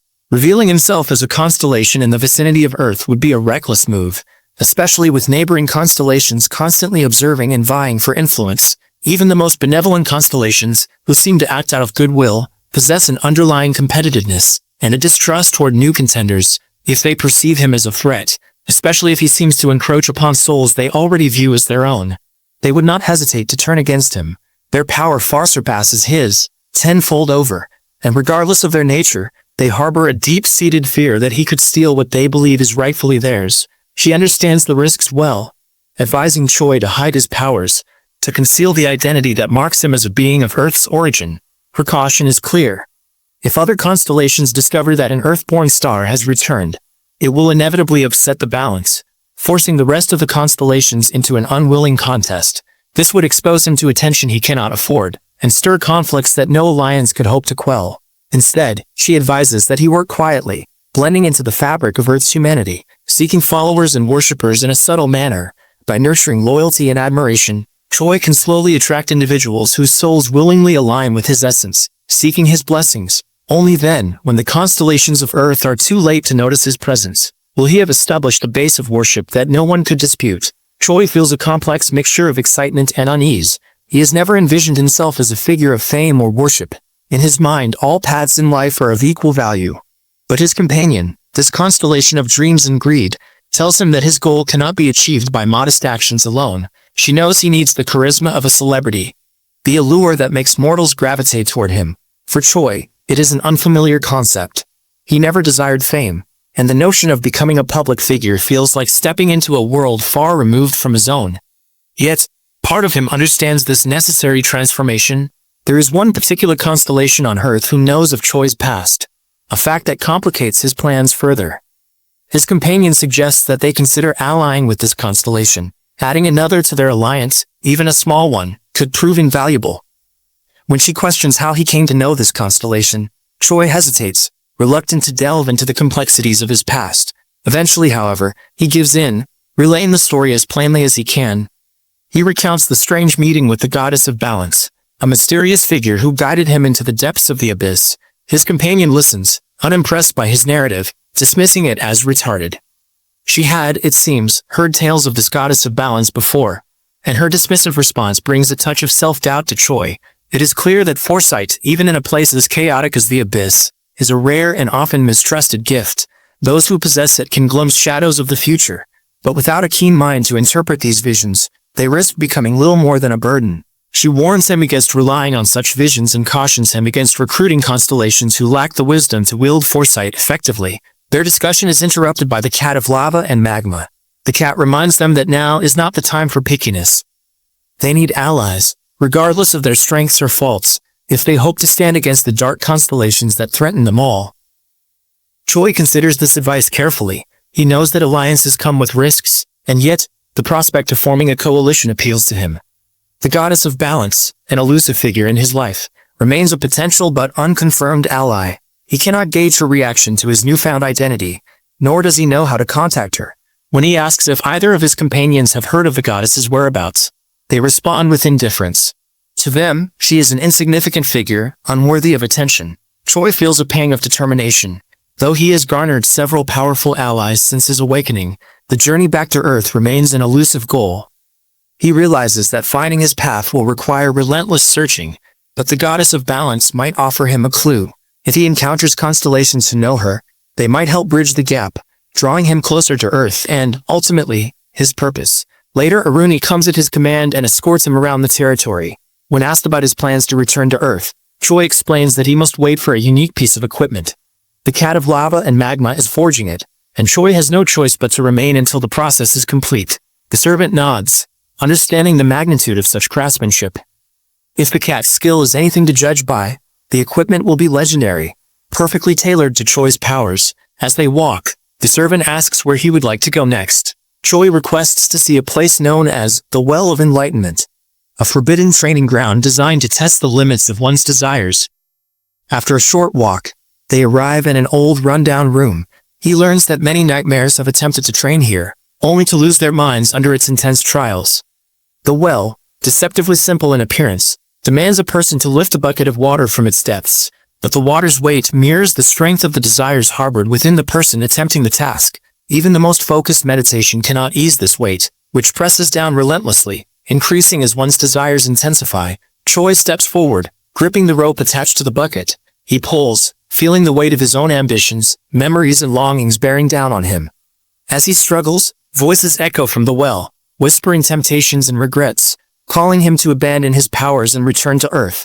They remind him of all he once cherished, his beloved training grounds, a familiar weight of his precious barbells and dumbbells, the spicy ramen overloaded with chili powder, the stories of fantasy that sparked his curiosity, and also movies. Images of his old life unfold before him, each memory sharper and more vivid than the last. He feels the familiar touch of his past love, her hand resting gently in his. They had parted on uncertain terms, never truly hating each other, and the allure of a fresh start pulled at him, offering peace if only he would release the rope. From afar, his companions, the constellation of dreams and greed and the cat of lava and magma, watch in silent concern. They recognize that even Choi, the undefeated avatar of training, faces a formidable challenge. The well is designed to probe the heart, to uncover one's deepest vulnerabilities and fears. For most, it would trigger an endless spiral, a descent into madness. But Choi, they remind themselves, is no ordinary figure. As a constellation, his spirit is tempered by resilience and fortified by purpose, sparing him from the frailties of a mere nightmare. Choi does not relent. He disregards the whispers, holding fast to the rope with a steely resolve. Planting his feet against the well's stone wall, he continues pulling. Instead of resisting the weight of his desires, he embraces it, using it as a tool, as fuel for his obsession with strength. His body strains, muscles taut as he performs pull-ups with the rope and bucket, defying the purpose of the well itself. The weight grows heavier, each lift demanding more of his strength. Yet he presses on, his focus unwavering. His companions are stunned, witnessing a spectacle they could scarcely have imagined. Rather than emptying himself of desire, Choi channels it, transforming it into a means to strengthen himself further. This is just excessive. Even the darn cat knows this. The well of enlightenment was a dangerous place. The water in the well became heavier as the person's desires grew stronger. Many people had gone mad trying to conquer the well, their minds broken by their own desires. It was a place of nightmares and madness. But our boy Choi stood in front of it, smiling. He saw the well as a way to test his strength and mind. Unlike others, he was not overwhelmed by his desires as he had learned to control them, and also how to focus on what was important. He remembered his past when times were simple, when he had the comforts from earth like television and ramen and more. But now, in the harsh reality of the abyss, he had learned to let go of such fantasies. His only desire was to survive and grow stronger. As he draws water from the well, he is let pass easily, and the ease gradually rises, but not to a point he cannot handle. Civilized, Choi comes to understand that in one or the other way, the well merely challenges his muscles by attempting to overload him with miraculous weights that he can carry, instead of loading his heart with the greedy force that one may so often feel. The constellation of dream and greed watches this mortal and is amazed at his strength, asking how this fragile thing could bear the weight of the desire within him and not be crushed by it. She is fully aware that even the stars in the sky, which make up the constellations, are equally not immune to what you may call their carnal desires or selfish prophecies or dreams. That a member of the human race such as Choi can cope with these forces is somewhat commendable. It is not his strength that matters, but his ability to be strong for what needs to be done. Choi spent his days training hard at the well of enlightenment. He learned to control his power by focusing his thoughts. Sometimes he would empty his mind, making the training easier. Other times, he would focus intensely, making the training harder. This way, he could push himself to his limits, both physically and mentally. And in moments when he seeks a break, he turns to Arnie for sparring sessions that hone his battle techniques. The constellation of dreams and greed, in her talks with him one day, mentions how worried she had been that he might turn out to be impatient. But this cannot be for Choi, who has nothing to do there but train. She explains that although he is a battle-type constellation with incredible strength, he may have the opportunity to increase the number of his followers and create his own kingdom, but it is still an idea for the far future as he is having a hard time just taking care of his own body. They reached the cat of lava and magma, who gifted Choi with cooking utensils forged from adamantine and orichalcum, two of the most durable metals in existence. Each tool was a masterpiece capable of withstanding immense forces. Choi was amazed by the tool's resilience. He tested a knife by striking out with it while using a powerful celestial punch. But to his surprise, the knife remained unscathed. This terrifies the two others near him, who warn him to be careful with such legendary weapons. They decide to let him test the knife on the utensils instead. Choi gladly agrees and uses the knife to deliver a blow to the utensils. Smoke rises when his attack makes contact. But when it clears, the utensils do not even have a single scratch or dent. This fills Choi with admiration for the tools and respect for the cat's skill. Choi then spends some time cooking dishes using these indestructible utensils, the most notable being a bowl of rice soup made with hydra meat. The flavors are rich and potent, the soup imbued with a warmth. When he serves it to those around him, the nightmares and servants who dwell in the abyss, they are entranced by the meal. The taste is simply way too good. On tasting the soup, Arnie finds himself overcome with delight. The hunger of the nightmares transforms into a battle of desires that nearly spirals out of control. For a moment, chaos reigns as they vie for a taste of the prized dish, only calming under Choi's stern gaze. However, this escapade earns him the title of the undefeated avatar of rice soup among these nightmares. Yet even amidst this rare moment of happiness and fun, Choi remains vigilant. Soon after his cooking and feasting, he ventures further into the territories of the abyss, crossing into the domain governed by the Cardinal of Plague and Darkness, a figure whose very presence is anathema to light and life. The Cardinal regards Choi with disdain, his gaze cold and assessing. To protect himself, Choi cloaks his existence with a sliver of his power, hiding himself from the Cardinal's relentless gaze. His presence fades from the awareness of others, allowing him a brief moment of peace. But the Cardinal, sensing the disturbance within his realm, summons his servants, instructing them to locate the undefeated avatar of training, as Choi is now known. Though the Cardinal's servants scour the realm, they are forbidden to engage directly, for they know that no single one of them possesses the strength to confront Choi. The Cardinal warns them that brute strength will be of no use, that only wisdom and cunning will prevail if they hope to contend with Choi. One of the servants currently standing in Choi's way informs Choi that he is trespassed in his master's realm, a transgression that could not be overlooked. Yet, the Cardinal offers him a choice, a chance to avoid retribution by accepting a position as the Cardinal's servant. In doing so, his past actions would be forgiven, his slate wiped clean. Choi thought about the Cardinal's offer. He knew it was a trap. But Choi was not afraid. He smiled slightly, knowing that he would not be swayed by the Cardinal's threats. The servant spoke with arrogance, but there was a foul smell about him. Choi was disgusted and angry as he covered his nose. He ignored the servant and started shouting, demanding to speak to the Cardinal himself. He was not afraid to face the powerful Cardinal. Determination courses through Choi. He lashes out, destroying objects within the Cardinal's domain with the sheer force of his unleashed energy, causing shockwaves that ripple through the surroundings. Servants fall, one by one as they stand in his path. Choi's rage is unrestrained, his power growing along with his frustration with the Cardinal. How long will this supposed ruler hide behind servants? His patience wears thin, and he begins to question aloud if the Cardinal is afraid. A being unworthy of the title he holds, unable to defend his own territory. With each strike, Choi's skill, subdue the strong and assist the weak, activates, amplifying his strength. His existential power surges, feeding his presence in force. Another skill, self-conquer, stirs within him, heightening his determination and presence. The other constellations in his alliance can see him through the connection they share, watching him initiate a battle they had warned him against.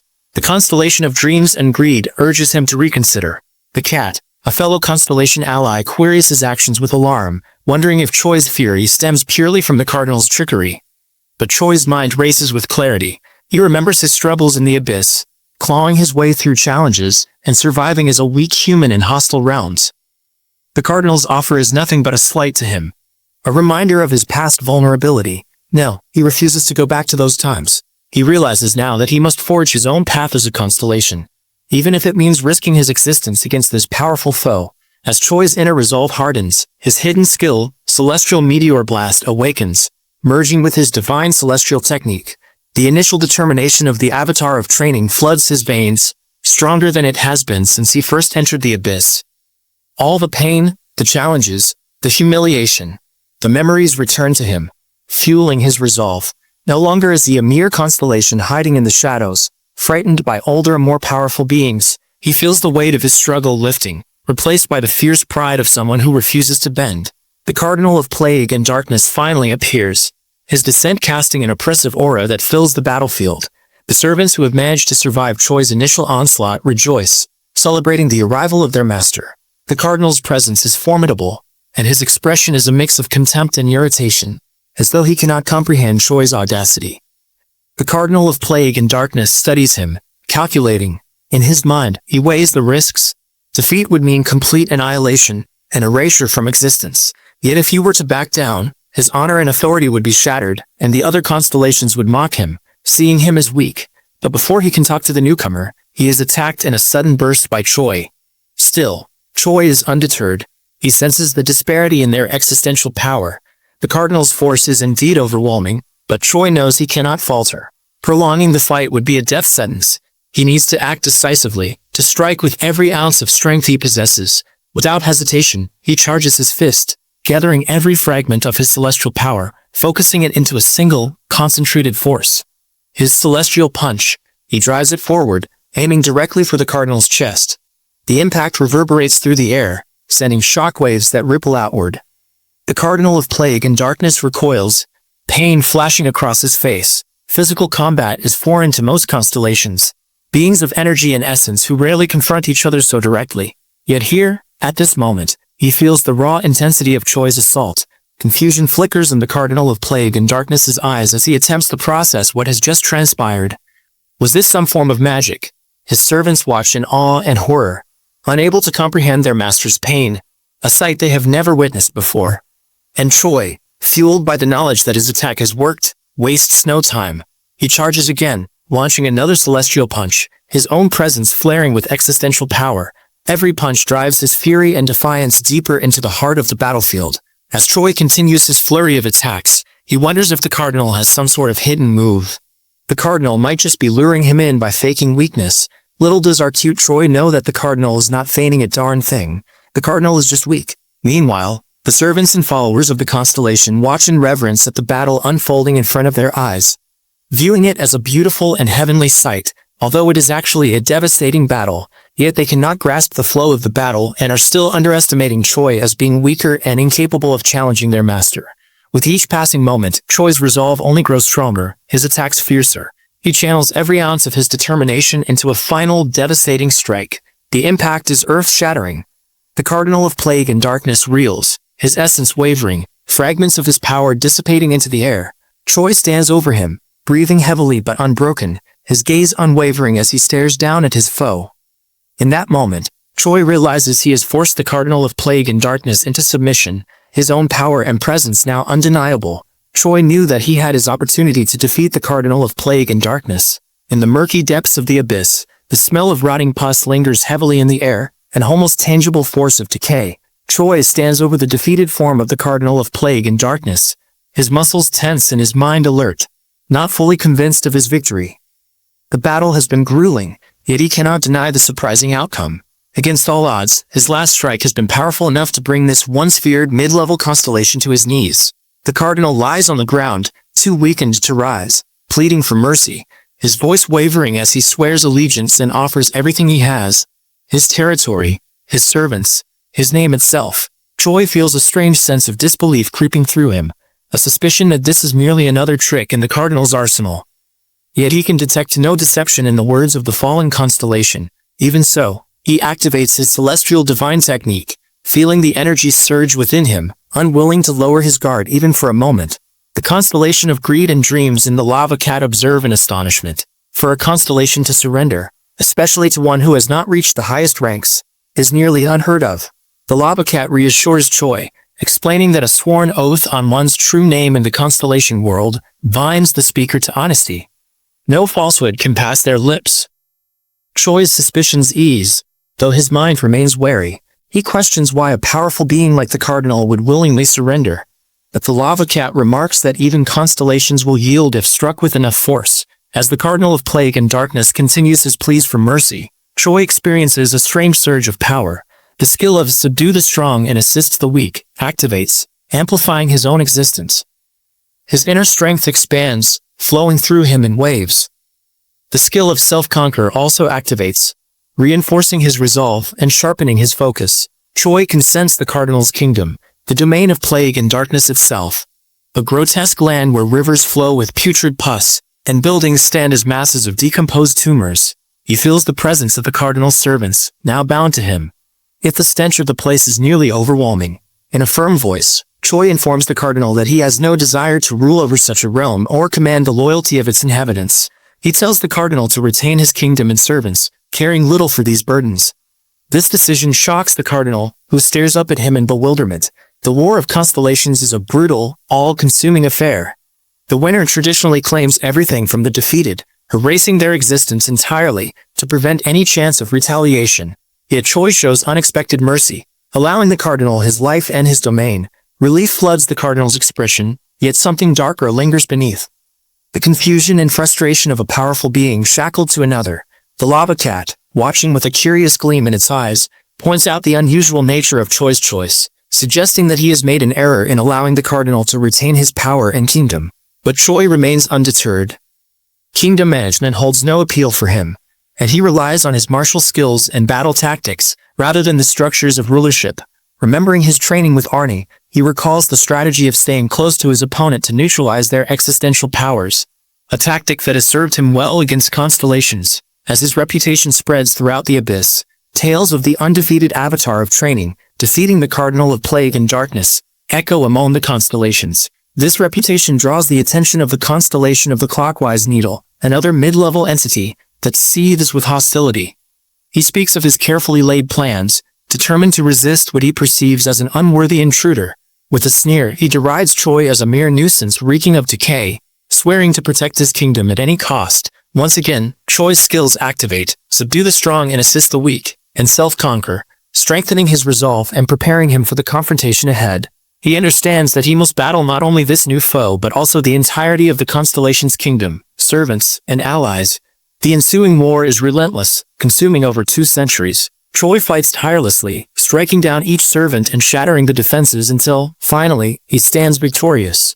The constellation of the Clockwise Needle is defeated, and his power and influence are shattered. Emboldened by his victories, Choi moves on, facing other mid-level constellations. One by one, they fall before him. Each battle a test of strength and endurance.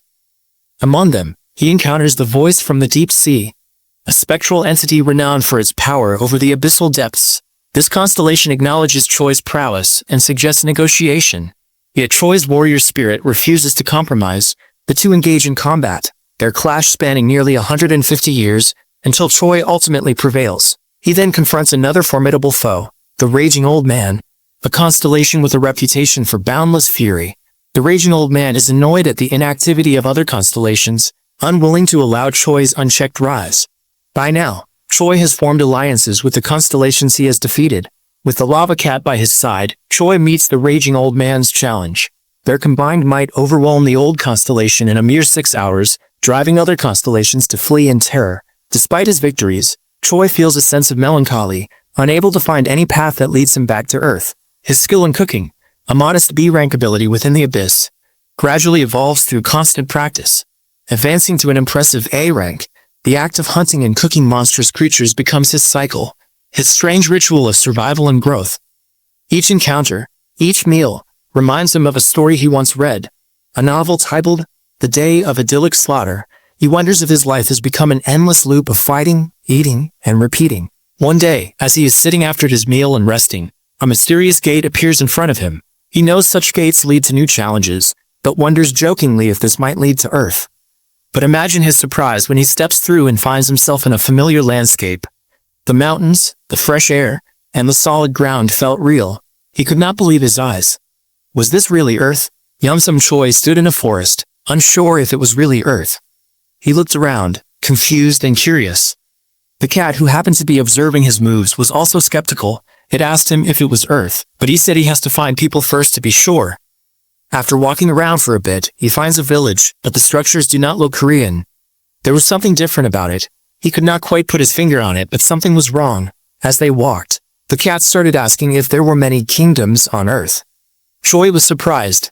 Kingdoms were things of the past on Earth. But here, it seemed like kingdoms still existed. He was not sure if he was really on Earth anymore. As Choi ventured deeper into Effie's, he saw more and more strange things. He saw goblins, not the savage creatures from his world, but civilized beings living in towns. He realized that this world was very different from Earth. Closer to the Abyss, seeing the goblins standing in front of a gate, he realized that dates between worlds were common here, not rare and dangerous events. And as such, the goblins of Effie's were used to dealing with dangerous creatures that came out of gates. They had strong defenses, and were well prepared for any threat. However, there was a fear in their eyes that day, as the gate looked much larger than they had handled before. Just then, a humongous creature stepped out of the gate. Akafenrir, the planet-eating wolf, was a threat to the entire world for the weak goblins. The goblins were scared, but their king, Odaigon, refused to run away. He was a powerful sorcerer, and he vowed to fight the monster, even if it meant his death. He was a brave and noble king, determined to protect his people. As Odaigon prepared to face the monstrous wolf, Choi arrived. His presence was powerful, and both Odaigon and the wolf noticed him. Choi saw the courage of Odaigon and the raw power of the wolf. He knew he had to act fast. He saw the wolf as a powerful creature, but not as intelligent as a constellation. Summoning every ounce of his strength, Choi activates his skill. Subdue the strong, assist the weak. He focuses it all into a single devastating blow. Unable to handle it at all, the world was defeated in an instant. The cat was amazed by Choi's strength. It had never seen such raw power before. Choi, with his calm demeanor, simply nodded. He had done what he had to do.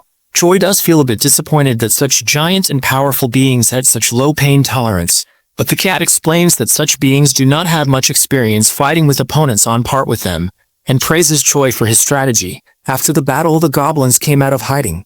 They expected Choi to be hostile, but he was kind and humble. Just when Choi was thinking the goblins might be hostile, Odaigon, the Goblin King, knelt before Choi and declared him his master and god. The other goblins followed, bowing in respect. They were grateful for Choi's help and saw him as their savior. As the goblins worship him, Choi feels a surge of power as his followers increase and the world resonates with him. Before even realizing it, he has become a mid-tier constellation. He felt a connection to the goblins, their faith fueling his strength. He realized that he was more than just a warrior. He was a protector, a leader. He was their god. The cat of lava and magma acknowledges his growth, encouraging him to continue his journey and achieve similar feats on Earth. Choi's eyes glaze over as he gets lost in thought, his mind drifting back to his beloved hometown. Earth is a place of pragmatism and skepticism, where people are slow to revere and quick to question. Even if he defeated a beast 10 times the size of Akafenrir, he muses, Earth's people would see him as an extraordinary hunter perhaps, but they would never bow before him as the goblins have. Instead, some would seek to challenge him, others to rival or even diminish his accomplishments. As Choi prepares to leave, the Goblin King makes a surprising offer, pledging to accompany him on his journey. Choi warns him of the perils of the abyss, the dark and twisted path he must take, yet Otagon remains steadfast. To abandon the one who saved his people would be a betrayal, and the Goblin King, with his unwavering loyalty, will not allow regret to stain his life. The huge magic storm that had appeared had started shattering rocks, and was breaking off a big part of the land that felt as big as the continent itself. Despite magic storms being a common sight in the abyss, this magic storm especially felt stronger than others. The Goblin King looks at the storm with fear and apprehension, asking Choi if he had been traveling using them so far. Choi confirms this fact and tells him that if he can use it well, then one can travel further and faster than just walking. Odaigan says that even constellations would avoid things like those, and Choi acknowledges this fact. Seeing his unshaken expression, Odaigan resolves himself and says that he will go wherever his master goes. However, before they can step into it, the energy starts dissipating bit by bit and strong winds blow across their faces. Just when Odaigan wonders if it is disappearing, he observes that the magic has combined and has started changing form. He thanks the gods for being safe, as he had thought that jumping into the storm, albeit to follow his master, would have been the end for him. Seeing him jumping for Choi makes Choi wonder if this goblin is really going to be reliable. Odaigan explains that since the magic storm looks quite large, it looks like it is disappearing quickly by making byproducts. A lot of structures in the abyss are byproducts, and this magic storm seems to have left a dungeon as its byproduct. Dungeons are a phenomenon in the abyss, having specific rules within it, and being connected to another location. It is a place that acts like a bomb which releases monsters. Meanwhile, in the Mojave Desert in US Nevada, officials are gathered around it, discussing the gravity of the appearance of the dungeon there. The dungeon's name happens to be the Demon's Mirror of Delusioning. The limited number of people that can enter happens to be 10, and there are only 2 weeks and 11 hours left before a monster appears out of it. An older man is glaring at the newly appeared dungeon, saying that the younger generation was being disrespectful by naming dungeons and monsters and constellations as if it were some kind of game. The young man behind him states that the Confederation of Dungeon Analysis has speculated this as a C tier. He finds it lucky that it is a C tier, which is popular. The danger level is quite low even with one B tier hunter, but the rewards remain great nevertheless. At the moment, a hunter team named Gaines has obtained permission to hunt it. The Gaines is a team that has been getting a lot of attention because the son of the Parker Foundation newly made it. Since monsters of the abyss and magic were introduced into Earth, humanity's lives had changed. Strong crystals of magic possessed by monsters called cores were much cleaner and efficient sources of energy than what humans used to use before. Thanks to the abyss, humanity has been able to advance without producing any pollution, and other products were also useful as materials in biotechnology and science. The Parker Foundation made use of this opportunity and grew significantly. Pharmaceutical bio company Kaizi, the artifact company Parable, etc. were all large companies related to the abyss. But they also happen to be subsidiaries of the Parker industry, and the leader of the Gaines team, named Richard Parker, happens to be a B-class hunter, as well as the youngest son of the second CEO of the above-mentioned foundation. In other words, he is a rich third generation, and this very team has just arrived at the location of this C-rank dungeon that has just opened. As soon as he arrives, Richard Parker states that he will begin the subjugation of the dungeon. The person in charge of checking the dungeon entrance requirements says that there are only 8 people on his team, but Richard tells him that they have already added someone.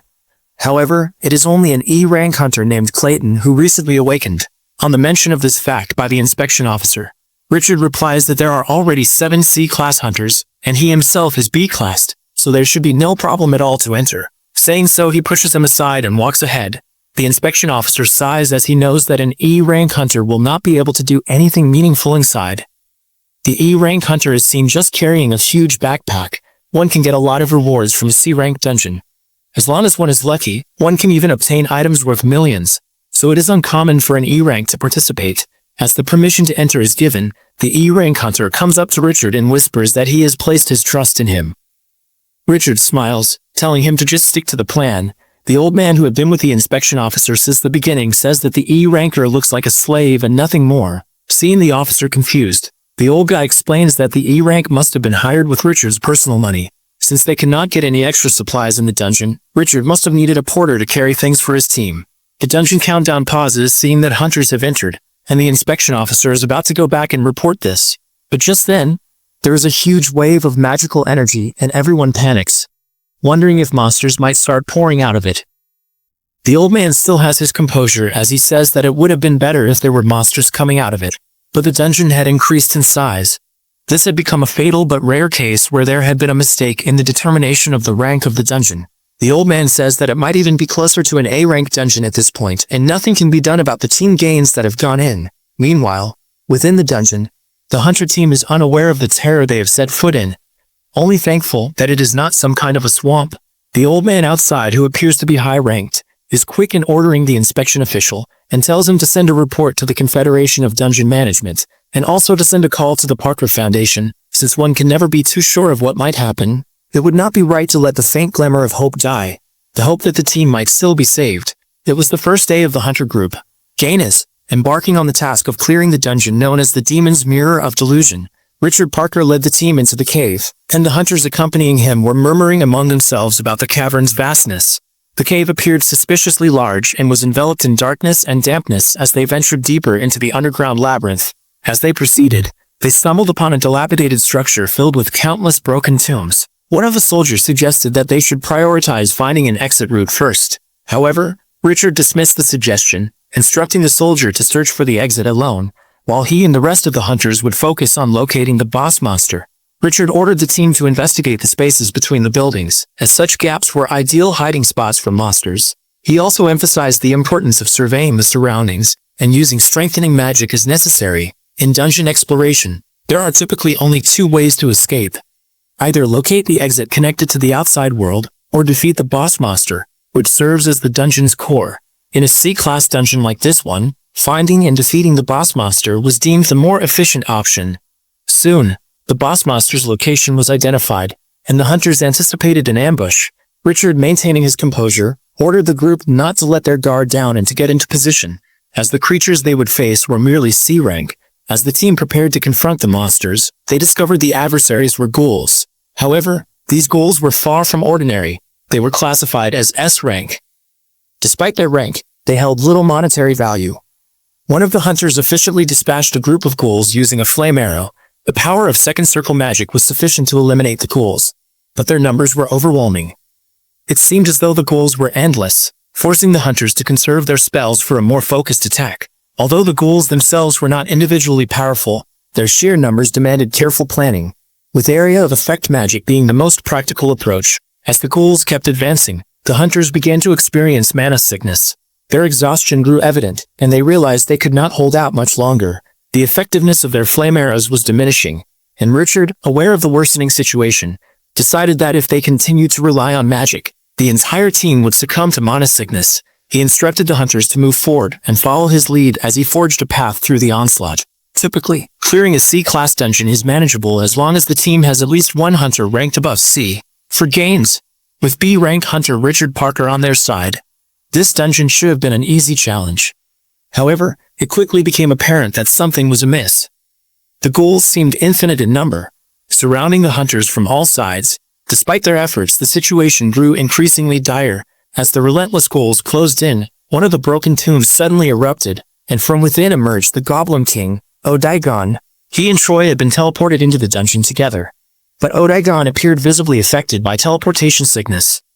To his astonishment, Troy seemed completely unfazed, despite the rupture in space and time. Odaigon, still regaining his composure, remarked on Troy's resilience, calling it remarkable. Troy, however, focused on the situation at hand, asking Odaigon if he could detect the scent of something rotting nearby. Odaigon used his magic, the Eye of the Bird of Prey, to scan the surroundings. He reassured Troy that he could assist him with magic if needed, and would even teach him how to harness it.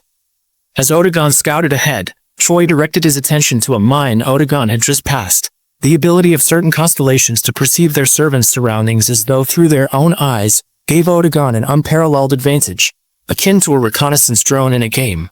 When Odaigon arrived at the indicated area, he examined the shadow of a building and discovered a unique material. Upon closer inspection, he found papers adorned with intricate patterns.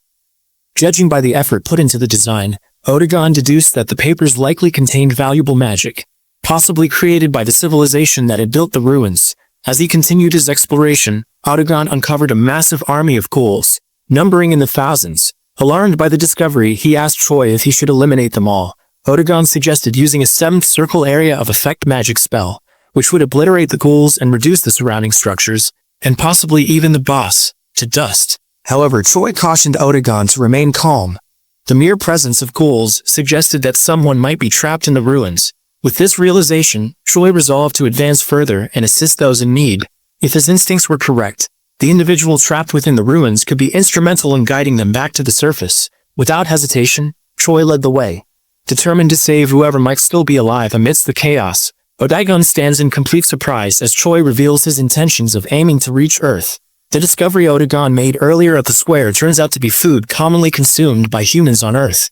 As Choi shares this information, he attacks the ghouls surrounding them, eliminating them one by one using his celestial punch, effortlessly beheading them.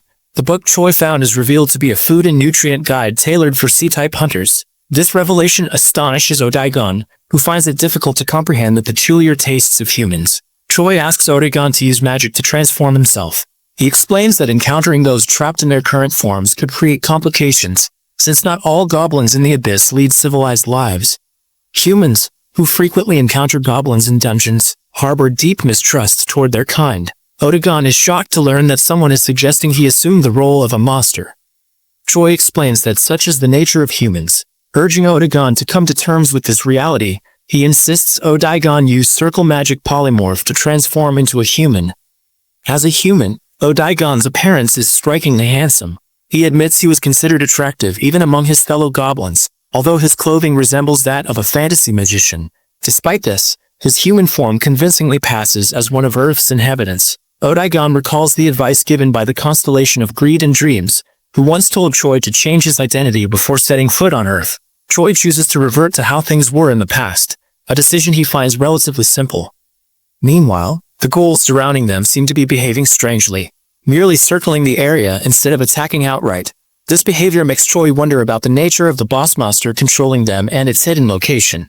Otagon speculates that if the boss monster possesses intelligence, it would employ more strategic methods instead of merely deploying ghouls to surround its targets. This observation leads him to conclude that the ghouls might not be under the control of a powerful magician, but rather linked to a monstrous entity known as Tarun, referred to by the people of the Abyss as the King of Ghouls. Tarun is a fearsome creature with the combined appearance of 1,000 ghouls. Those who seek to locate the controller of the ghouls inevitably fall victim to Tarun.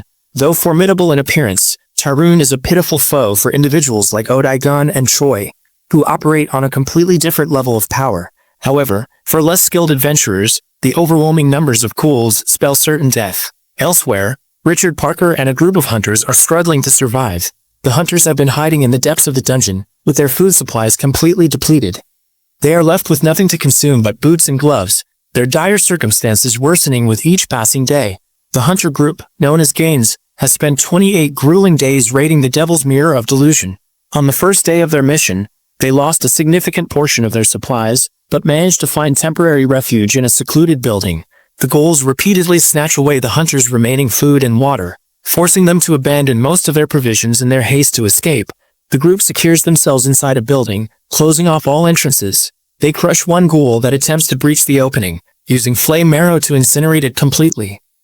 Fortunately, the structure has no additional points of entry, allowing them to stay hidden for nearly a month. However, their confinement leads to growing desperation and tension among the group. One of the hunters confronts an E-rank member, accusing him of withholding the contents of his bag, while the rest of the team faces starvation. The E-rank hunter hesitates, explaining that he is bound by a contract that forbids him from revealing what he carries. Richard steps in and demands the bag be opened. He grants permission as its owner and insists that the team has the right to inspect its contents. Although Richard doubts that the bag holds anything useful for their survival, the desperate circumstances leave them with no choice. When the bag is finally opened, the group discovers that the E-rank hunter had stocked various items prepared in a C-rank dungeon. Among the items are several bottles labeled in French, containing cosmetic products meant for use after showers. Additionally, the bag holds a book authored by Shakespeare. Unfortunately, none of these items offer any practical aid in their current predicament. All of them were disheartened. For carrying all these useless impractical stuff, they had hired a porter. Only 10 people were allowed in a dungeon, and there were 8 hunters, including the captain and a porter. One of the hunters blames Richard for their plight, stating that it is the leader's responsibility to ensure the survival of the team. The accusation takes Richard by surprise, leaving him momentarily speechless. The disgruntled hunter appeals to Master Ganian, a senior member of the group, urging him to intervene. However, Ganian refuses to take sides, emphasizing that internal conflict will only lead to the group's downfall. He advises everyone to remain calm and focus on finding a solution to endure until a rescue team arrives. In his efforts to restore peace, Ganian overlooks the harsh reality that no rescue team is coming. The dungeon only permits 10 individuals at a time, and the rules do not account for reinforcements. The hunters, growing impatient, press Richard to take action. They demand he lead them outside to confront the ghouls, accusing him of cowardice for remaining passive. Frustrated and angered, Richard reminds them that they all chose to follow him for financial gain. The tension escalates as the hunters grow increasingly hostile toward Richard, questioning his ability to fight 6 C-rank hunters simultaneously. In response, Richard activates a powerful skill known as a Holo's Frozen Rapid Bullet, a 5th circle magic spell that unleashes a barrage of icy projectiles on enemies within a specific radius. The ability, purchased with the clan's resources, ensures that any hunter foolish enough to charge at him will face certain death. Master Ganian remains seated and detached from the unfolding conflict. When Richard asks for his opinion, the senior hunter calmly states that Richard would not have heeded his advice regardless. The remark causes Richard to cool down, recognizing the truth in Ganian's words. He comes to terms with the futility of fighting his own team members, acknowledging that their collective fate is sealed if they remain trapped. Despite Richard's resignation, the other hunters refuse to give up. They argue that they have endured for an entire month and see no reason to abandon hope now. If a rescue team were to arrive after they had given up, it would bring them shame. Richard bitterly remarks that if anyone truly comes to save them, he will donate his entire fortune to that person. At this critical moment, Troy suddenly breaks through the sealed door of the building. He surveys the scene inside the cramped room, his piercing gaze falling on the group of desperate hunters. Without hesitation, he asks if anyone among them hails from Earth. Upon getting no answer, he asks again, louder this time. Richard Parker mindlessly answers that he is from Earth, unable to hide his surprise at the unbelievable situation. All the other hunters become excited, thinking a rescue team has finally arrived. They feel happy, believing they have been saved. However, the senior hunter calls them fools, reminding them to prepare for battle instead. He questions how they can trust the situation, pointing out that only one person can enter the dungeon, yet here they have 2. Troy and Otagon. The senior hunter accuses Troy of lying, claiming he never entered through the dungeon's door. Troy responds that he fell through an abyss, explaining that abyss disappearances are rare accidents. He says that while most people who get sucked into gates or dungeons never return, a few get extremely lucky and make it back. The senior hunter remains skeptical, suggesting that Troy could be an illusion, magic, or even a monster instead of someone who truly fell into the abyss. Troy says he does not care if anyone trusts him. He challenges the senior hunter, asking what he would do if he did not believe him. The senior hunter looks at Troy and Otagon, considering the possibility that they are telling the truth. However, he also thinks about how desperate their group is, having been broken apart and starving for almost a month. Most of the hunters are lower than B rank, leaving them with no other choice but to believe Troy. Troy asks again if everyone is from Earth, surprising the hunters with his unusual excitement. They suspect he might be under the influence of something, but his happiness convinces the senior hunter to consider his story about falling into the abyss. Suddenly, Richard remembers the countless ghouls that were outside and questions where they went. Troy explains that he killed them all, shocking the group. He points to Otagon, introducing him as an incredible magician. Troy recalls his Earth arrival plan, which he created in alliance with his fellow constellations and relayed to the Goblin King. He had planned to quietly increase his number of worshippers without drawing the attention of other constellations on Earth. For now, he intends to observe the current situation instead of taking bold action. The senior hunter questions Odaigan, asking if he too came from an abyss disappearance. Troy interrupts, saying Odaigan has a sad story and lost his memory. Odaigan, however, dismisses the human's pity as unnecessary. The senior hunter doubts the claim that Odaigan single-handedly killed all the ghouls, as it seems impossible even for 2 people. He then asks if Troy uses magic. Troy replies that he is a martial artist, surprising everyone. The senior hunter is especially astonished, saying it has been a long time since he encountered a martial artist. Troy comments that martial arts were not considered bad back on Earth. He then asks which year it is, to which someone replies it is 2039. Choi reveals that he has been away from Earth for 30 years. This shocks the group, as the world record for surviving outside Earth is 28 years, and that person ended up in a mental asylum. Another hunter mentions a best-selling novel about someone who wandered for 26 years. One of the hunters stumbles at this revelation. Choi orders Odaigon to start a fire. As Odaigon prepares to address him as master, Choi tells him to call him brother instead. Choi kicks a nearby rock, smashing it into pieces and shaping them into plates, leaving everyone amazed by his skill. He brings out some meat, explaining that survival programs like Man vs. Wild taught him how to eat anything and remain self-sufficient. As the meat cooks, the irresistible smell makes the hunters' mouths water. At first the hunters hesitate to eat, but the sight of the juices and oil dripping from the meat is too tempting to resist. They begin eating, savoring the deep, savory flavor like it is a king's feast. Choi notices the silence that falls over the group as they eat. He wonders if they have realized he served them meat from the ghouls. Instead, the hunters are teary-eyed, overwhelmed with gratitude for the food. The senior hunter realizes the meat is not ordinary. It contains magical power, which he feels as his mana regenerates. Normally, using a few arrows leaves him exhausted, but now he feels capable of shooting 10 or more. He concludes that Choi must have given them this rare meat out of compassion, knowing how helpless they are. Odaigon then quietly suggests that Choi discard the lower quality meat before anyone finds out what it really is. The thing is, the hunters were so starved that they had never noticed the entire time that they were eating the meat of the ghouls. In the dungeon, one had to kill both the ghouls and the boss to leave, so now they just had to kill the leftover ghouls. When asked how he knew, Choi simply attributed it to his knowledge from the abyss. Richard nods before glaring at the people who were just exiting the cave. The lot look uncomfortable, as if trying to apologize to Richard, but he does not give them the chance. Richard is fuming in anger as he walks away with two others, leaving Choi and Odaigon thinking they must have had a fight. Odaigon remarks that humans are quite pathetic for fighting during emergencies too. Choi smiles in amusement and tells him that he is human too.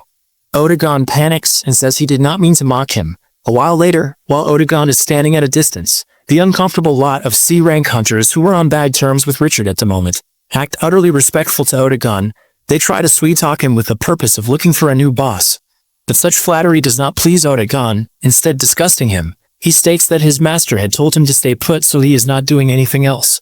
Further, he could see through their intentions. Choi, who is observing from a distance, is interested, and one of Richard's partners tries to explain it to him. Ignoring that, Choi is more confused why he is getting so much respect. So the person mentions that Choi had saved their lives, and he was even a senior to them if he survived out there for 30 years. Of course, people tend to get close to powerful hunters, but what Choi does not understand is why those people are trying to get close only with Odaigon. He wonders why Richard and his friends are not coming to him. Richard, who is now hit with this awkward question, gets uncomfortable, and they hesitantly mentions that it's because he is a martial arts user. Choi is exasperated. After all, there are martial arts users like the A-rank Siwon Lee, so they should not be treated that poorly. Little does he know, he is filled with shock as the two of them explain that in 2009 when Yunsun Choi left to the abyss, there indeed used to be hope for martial arts, and it was even believed that it had a clear future. But its downfall came when it was revealed to the public that the hunter Siwon Lee had bribed the judge and messed with the testing gear to get a higher rank evaluation than their actual rank. Much like many other fakes who were starting to get exposed at around the same time, this is a life-shattering truth for Choi, who falls to his knees from knowing that his idol was just a scammer. This brought the downfall of martial arts, as new hunters did not want to learn it anymore. After receiving all that information, Choi tries to reel in his anger and sadness, while the rest look at his strange expression in confusion. He asks them one last question about whether there had been any constellation sightings on Earth. It absolutely shocks him when they tell him that there had indeed been an incident in 2011. Had Choi really been too late? But as he got to hear more, he learned that was not the case. The fall of the year was filled with the exposure of fake ranks.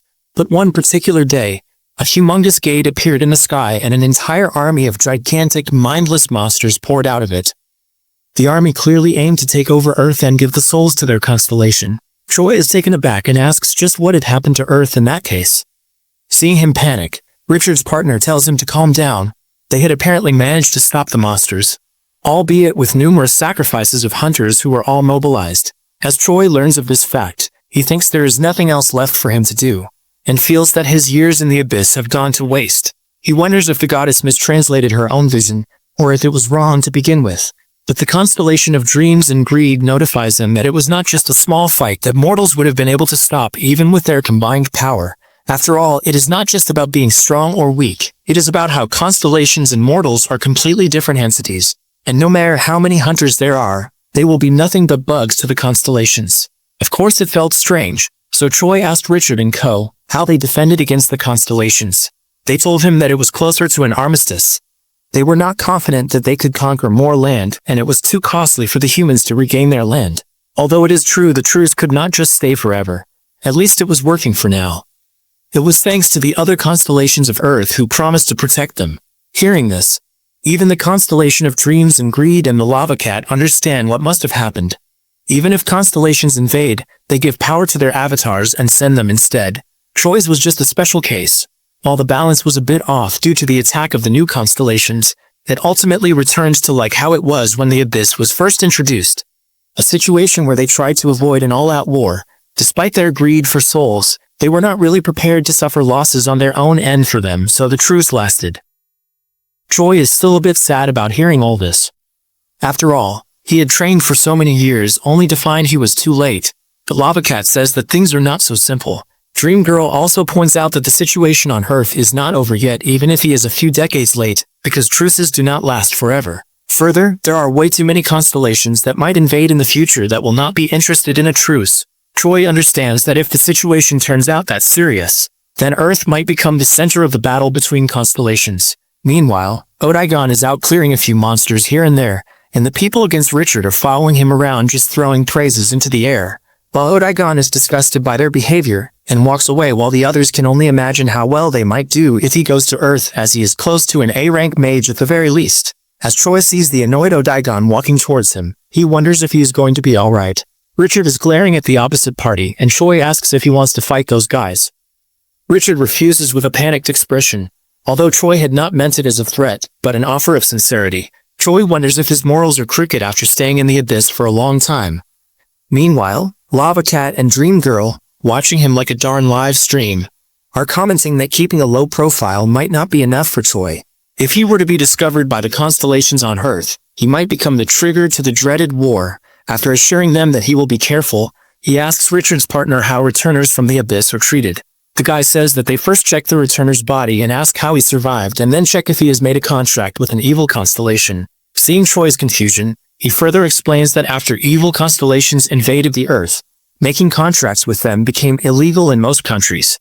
Choi's two constellations friends hurriedly assure him they are not evil. That aside, on hearing that Choi is Korean, the guy tells him that the rehabilitation process should be fairly easy, and especially beneficial for Odaigon who had lost his memories. After grasping all that, Choi tells Odaigon that he has got enough information about the situation on Earth, and wants to check the hunter's skills. The Lava Cat tells him that there is a spell called Level Check that allows him to gauge someone's information and asks why he is asking Odaigon to do it. Choi is confused and says he simply cannot use magic. The cat is infuriated by this buffoon, and screams that he does not even need to use his existential power, and can easily use magic as it comes almost naturally to all constellations. Giving it a try, Choi's constellation eye is activated, and he decides to read Richard's information first. A screen appears in front of him as the cat also tells him that the more he uses it, the more proficient he can become at getting information about his opponents. Meanwhile, with Odaigon's magic attacks, the dungeon is soon cleared as the people stare in disbelief. They had managed to survive hell and would be returning soon. And for Choi, who was away for so long, it was finally time to go back to Earth. While the system is notifying everyone that the dungeon is going to close, Choi is busy playing around with the constellation eye he has just found out about.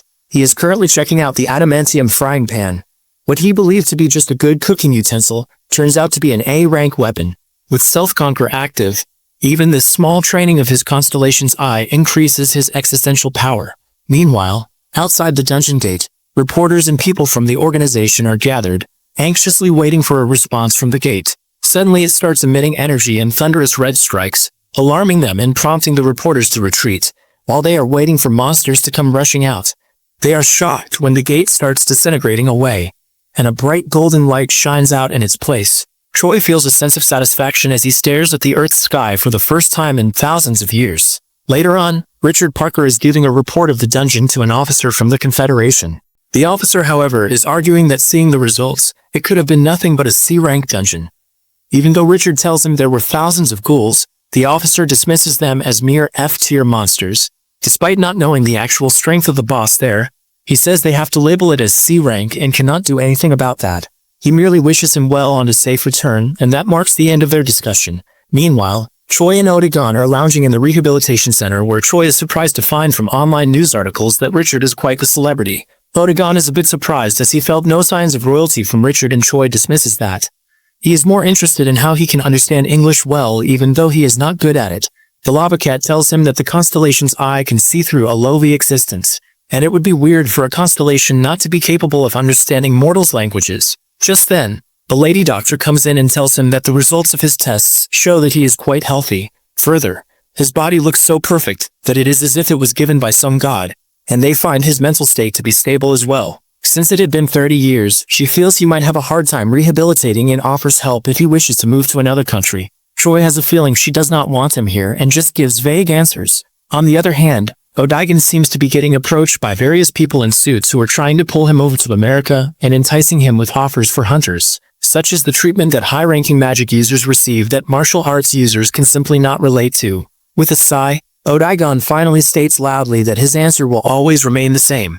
That is, he will always follow Sir Yonsen Choi no matter what.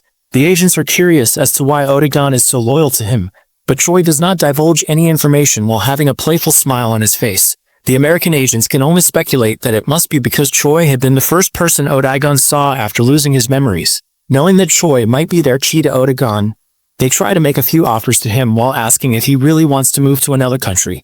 Choi appears uninterested and says he will think about it once he is let out of rehab. Seeing that they are discussing things amongst themselves a distance away from them, Otagon asks if he should show Choi what they are talking about by using his magic.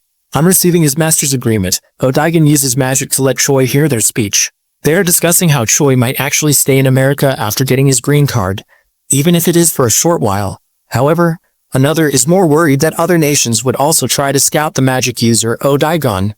They start discussing plans to put spies near him, so others cannot approach him, and decide to try constant persuasion.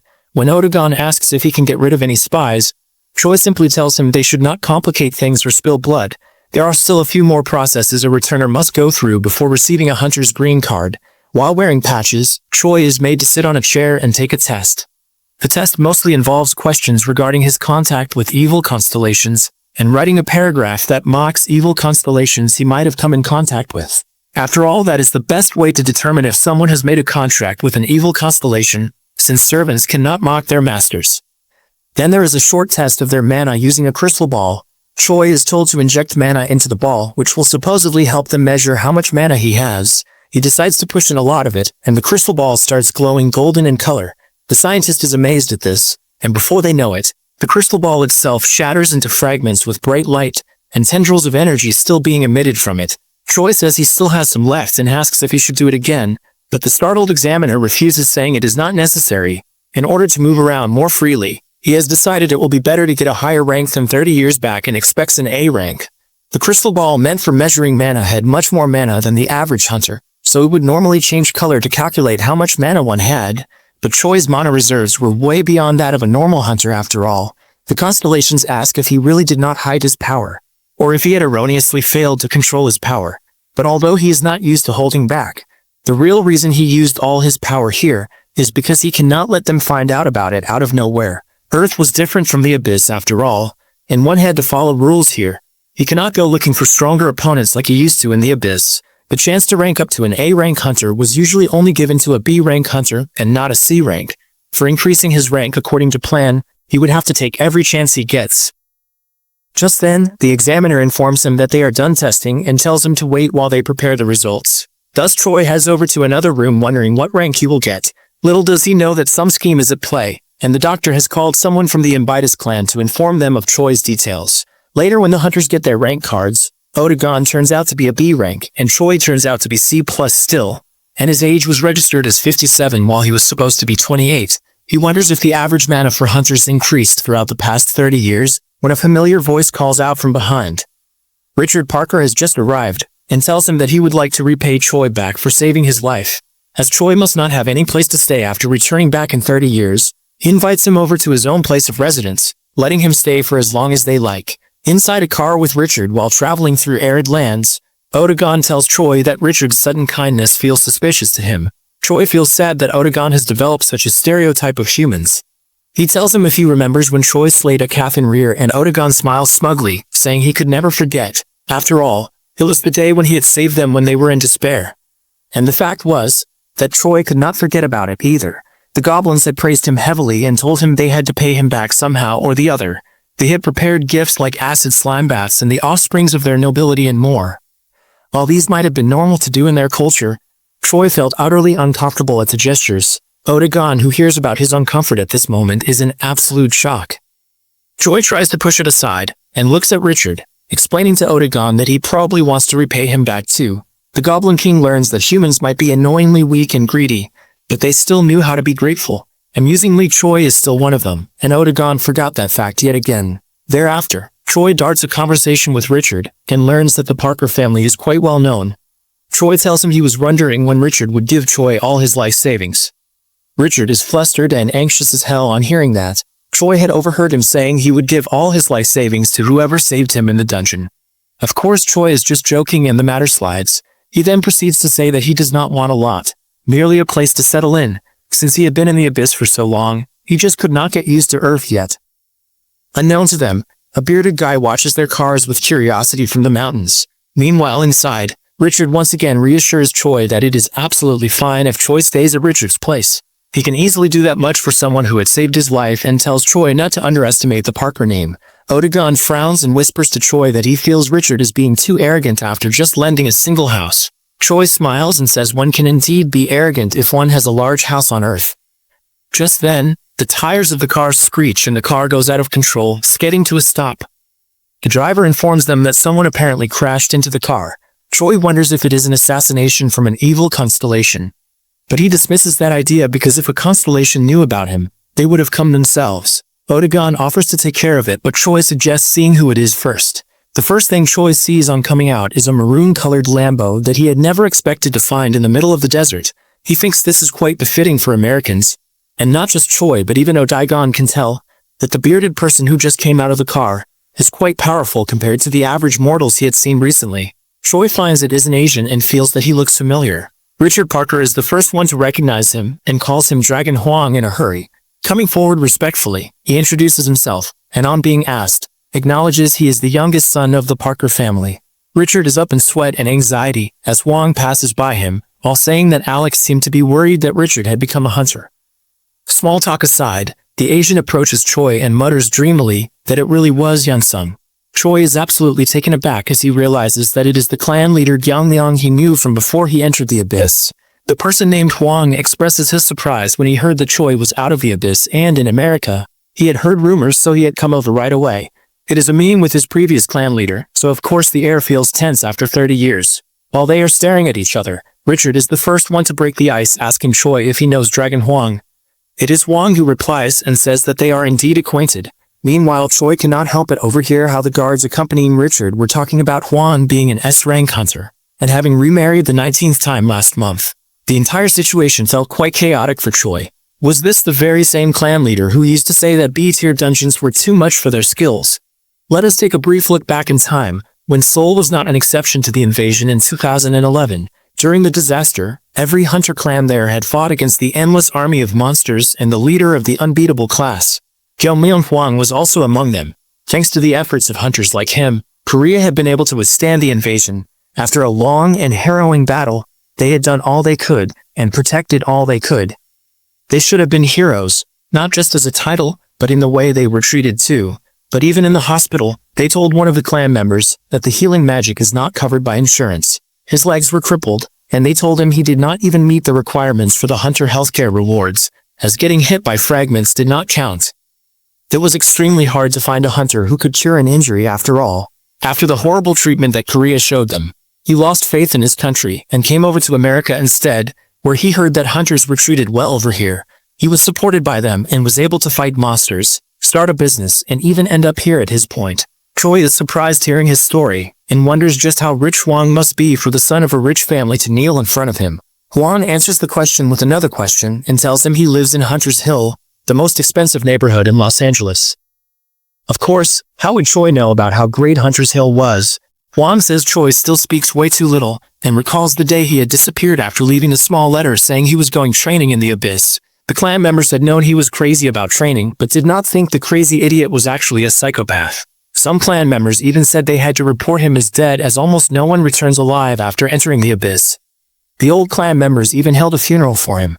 Considering all these things that had happened, Huang had been utterly shocked when he heard Choi was back from the abyss. He turns to Richard as if remembering something and asks him why Choi is in Richard's car. In a panicked expression, Richard says that he was just repaying Choi for saving his life.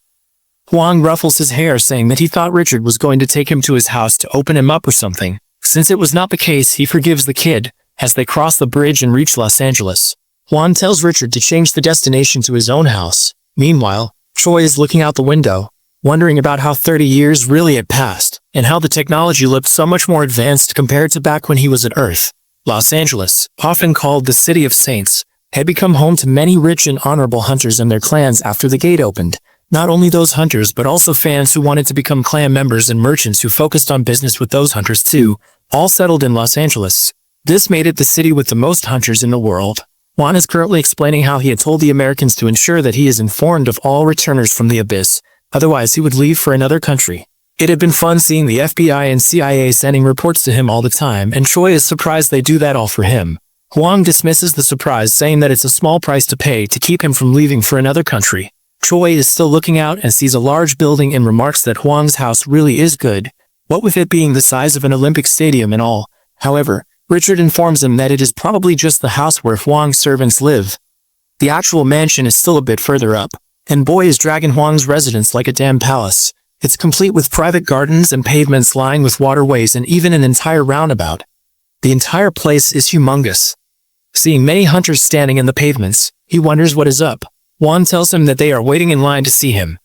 Does that make sense? Nevertheless, Huang explains that they were going through all that to see and ask him to give them a chance. Choi is amazed and asks what kind of chance he is talking about. So Huang says he will explain slowly. Nevertheless, when they finally enter his residence, Choi is so amazed at what he sees that he doubts whether he is the one who returned from the abyss, or Huang. After all, who the hell keeps a whole darn family of pandas in their house?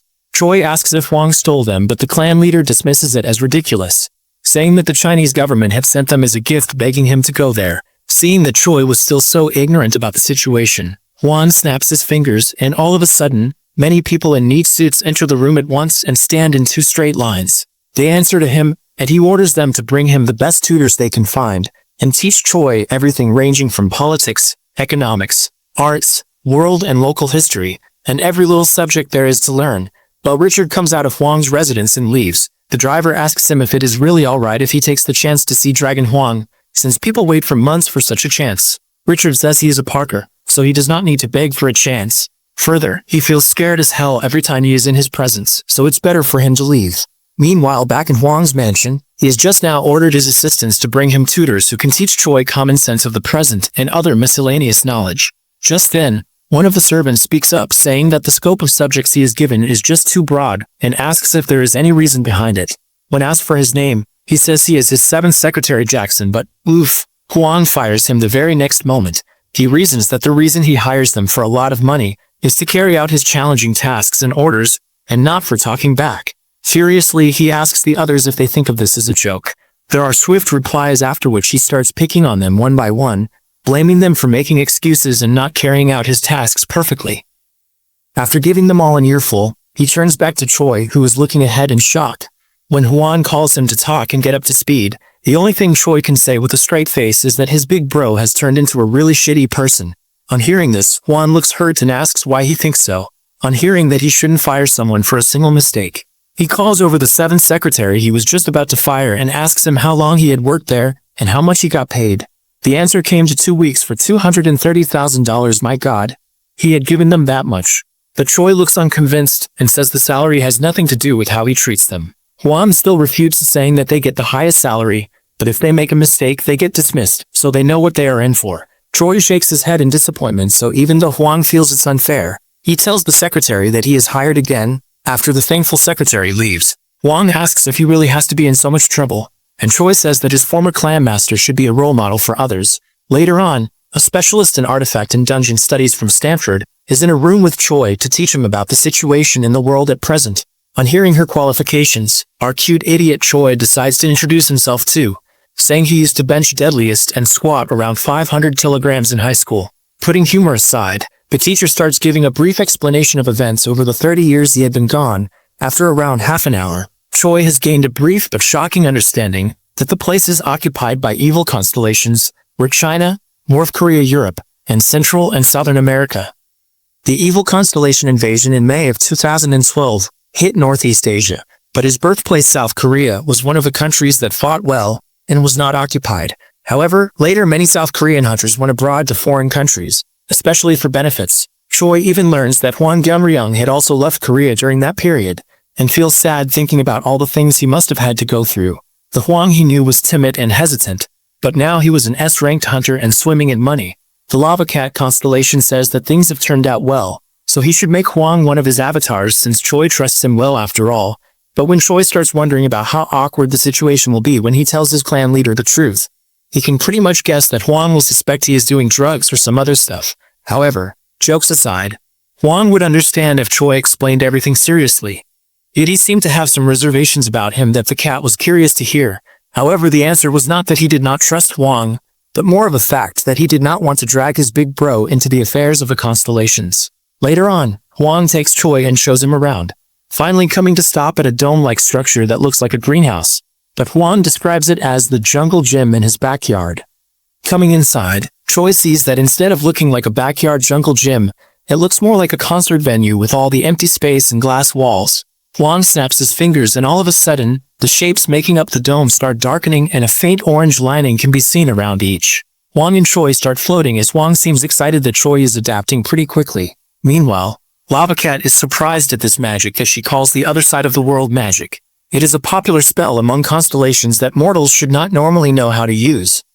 Just then, they stop floating and Hwang says that the stabilization is complete. He tells him that if they get injured during a fight here, they will not be injured in real life, and it's like a super immersive virtual reality game magic. Choi is surprised as Hwang explains that constellations use it to train their avatars while the cat says they use it as entertainment when bored. Choi asks Hwang if he learned the magic from a constellation, but it appears that it has become a very common magic on Earth. Despite that, Hwang says that it might have been taught to someone with evil intent, as they did not know how devious constellations are. After the small talk, Choi says that considering such a good more training area is available, the Earth hunters must be very well prepared. But Hwang laughs at this, and tells him that it is used for sports, and not those old games like soccer or other things. The forefront of entertainment in the current world is hunter sports. One of the games in hunter sports happens to be the 6-Star League, where 6 hunters fight against another team of hunters in different matches with varied rule sets.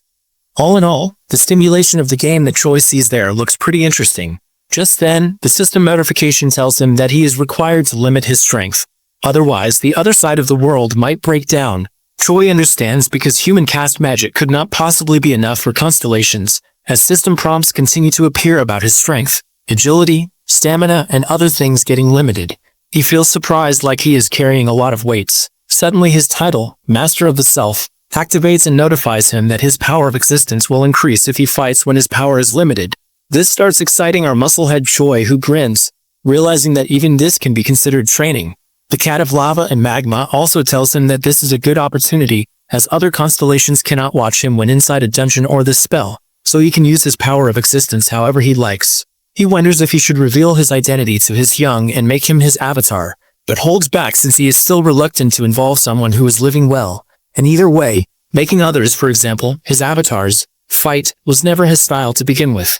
The cat says that if he fights with other constellations, he will definitely need an avatar, as it is really rare for constellations to fight in person. Sighing, he decides to think about it later. Suddenly Hwang asks if he is feeling shocked with how things have advanced in 30 years. Choi just remarks that hunter training seems a lot more realistic due to this magic. Hwang shakes his head and repeats that this is not training but the most popular sport in the world.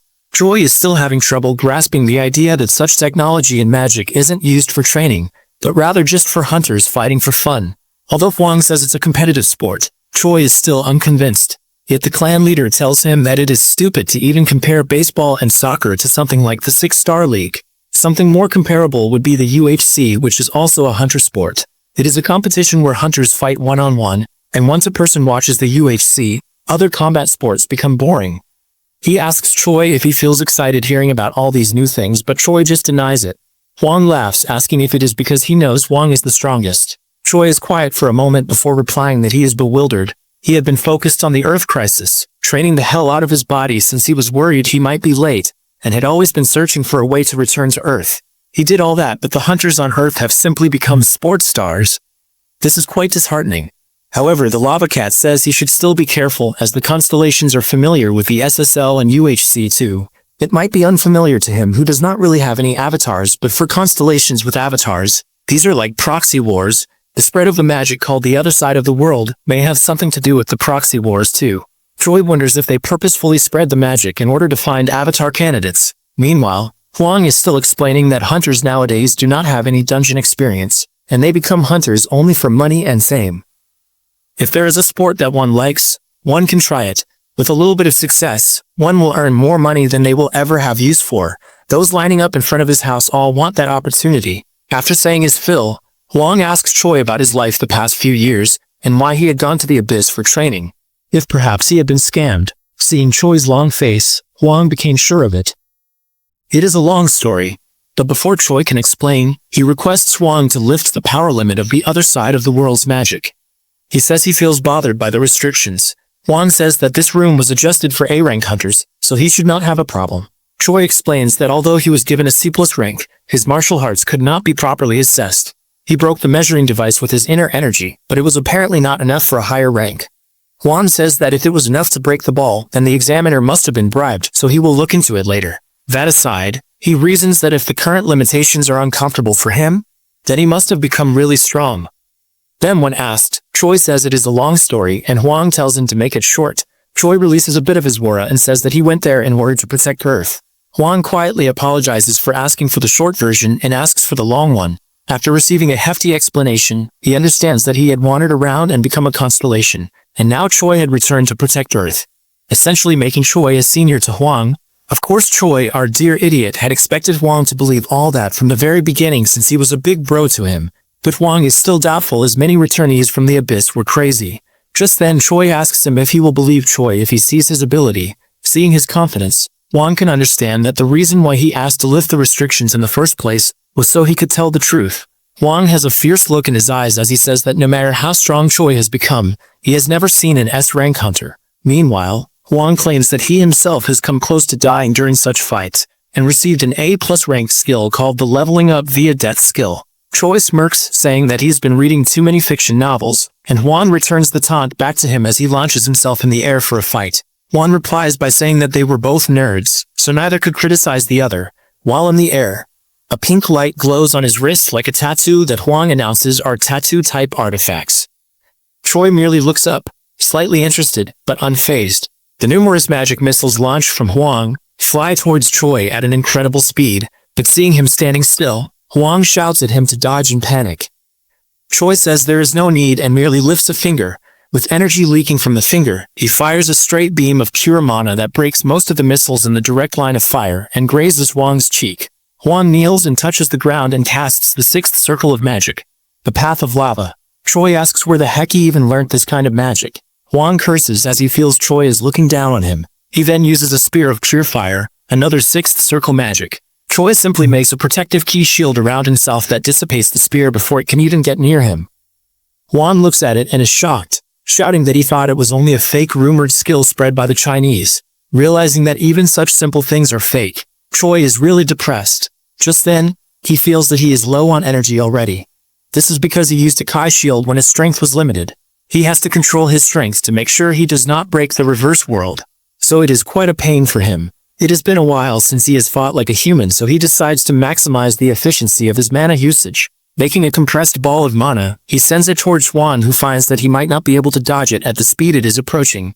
Although he tries to use short-distance teleport, he fails as his magic is destroyed by Choi's powerful aura, and he takes damage due to the rebound. The speed of Choi's attack simply shocks him, and he decides he has no other choice than to strengthen his own body with magic. Just when he is about done and is going to taunt Choi again, he is cut off mid-sentence as Choi has already moved and locked his body in a tackle. Choi smiles and asks if Hwang was really trying to use close-range combat against a martial arts user. Even Huang realizes his rash mistake and acknowledges that it is because he has not fought a martial artist in a long time. After the fight is over, they sit down and Huang asks what level of martial arts Choi really is at. He says he is above the pinnace level, that is the supreme peak level. If one goes beyond that, they can exceed mortality.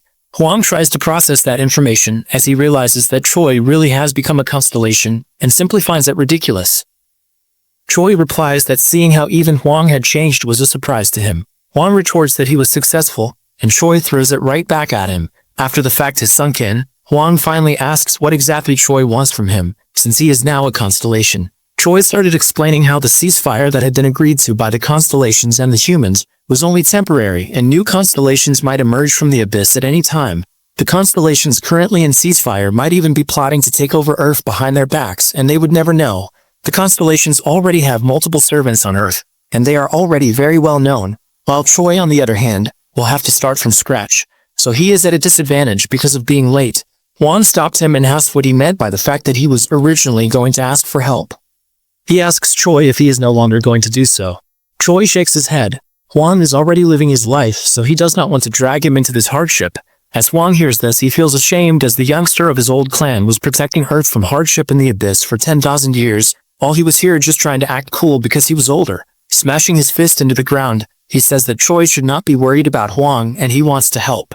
Choi says he really does not want to ruin his already good life, and Huang shouts out saying that he will help him no matter what. Choi nods as he finally gives in while the lava cat is delighted by his skills of conversation and baiting others. However, what the cat does not know is that it was what Choi honestly felt.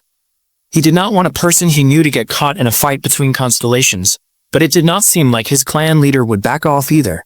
This was how his big bro had always been after all. He thus sends Huang his offer of being Choi's servant and tells him to accept it.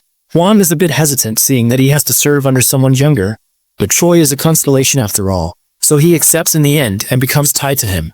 The system notifies that if he disobeys the rules of the constellation, then he will receive penalties, and as a servant of the constellation, he will become even stronger.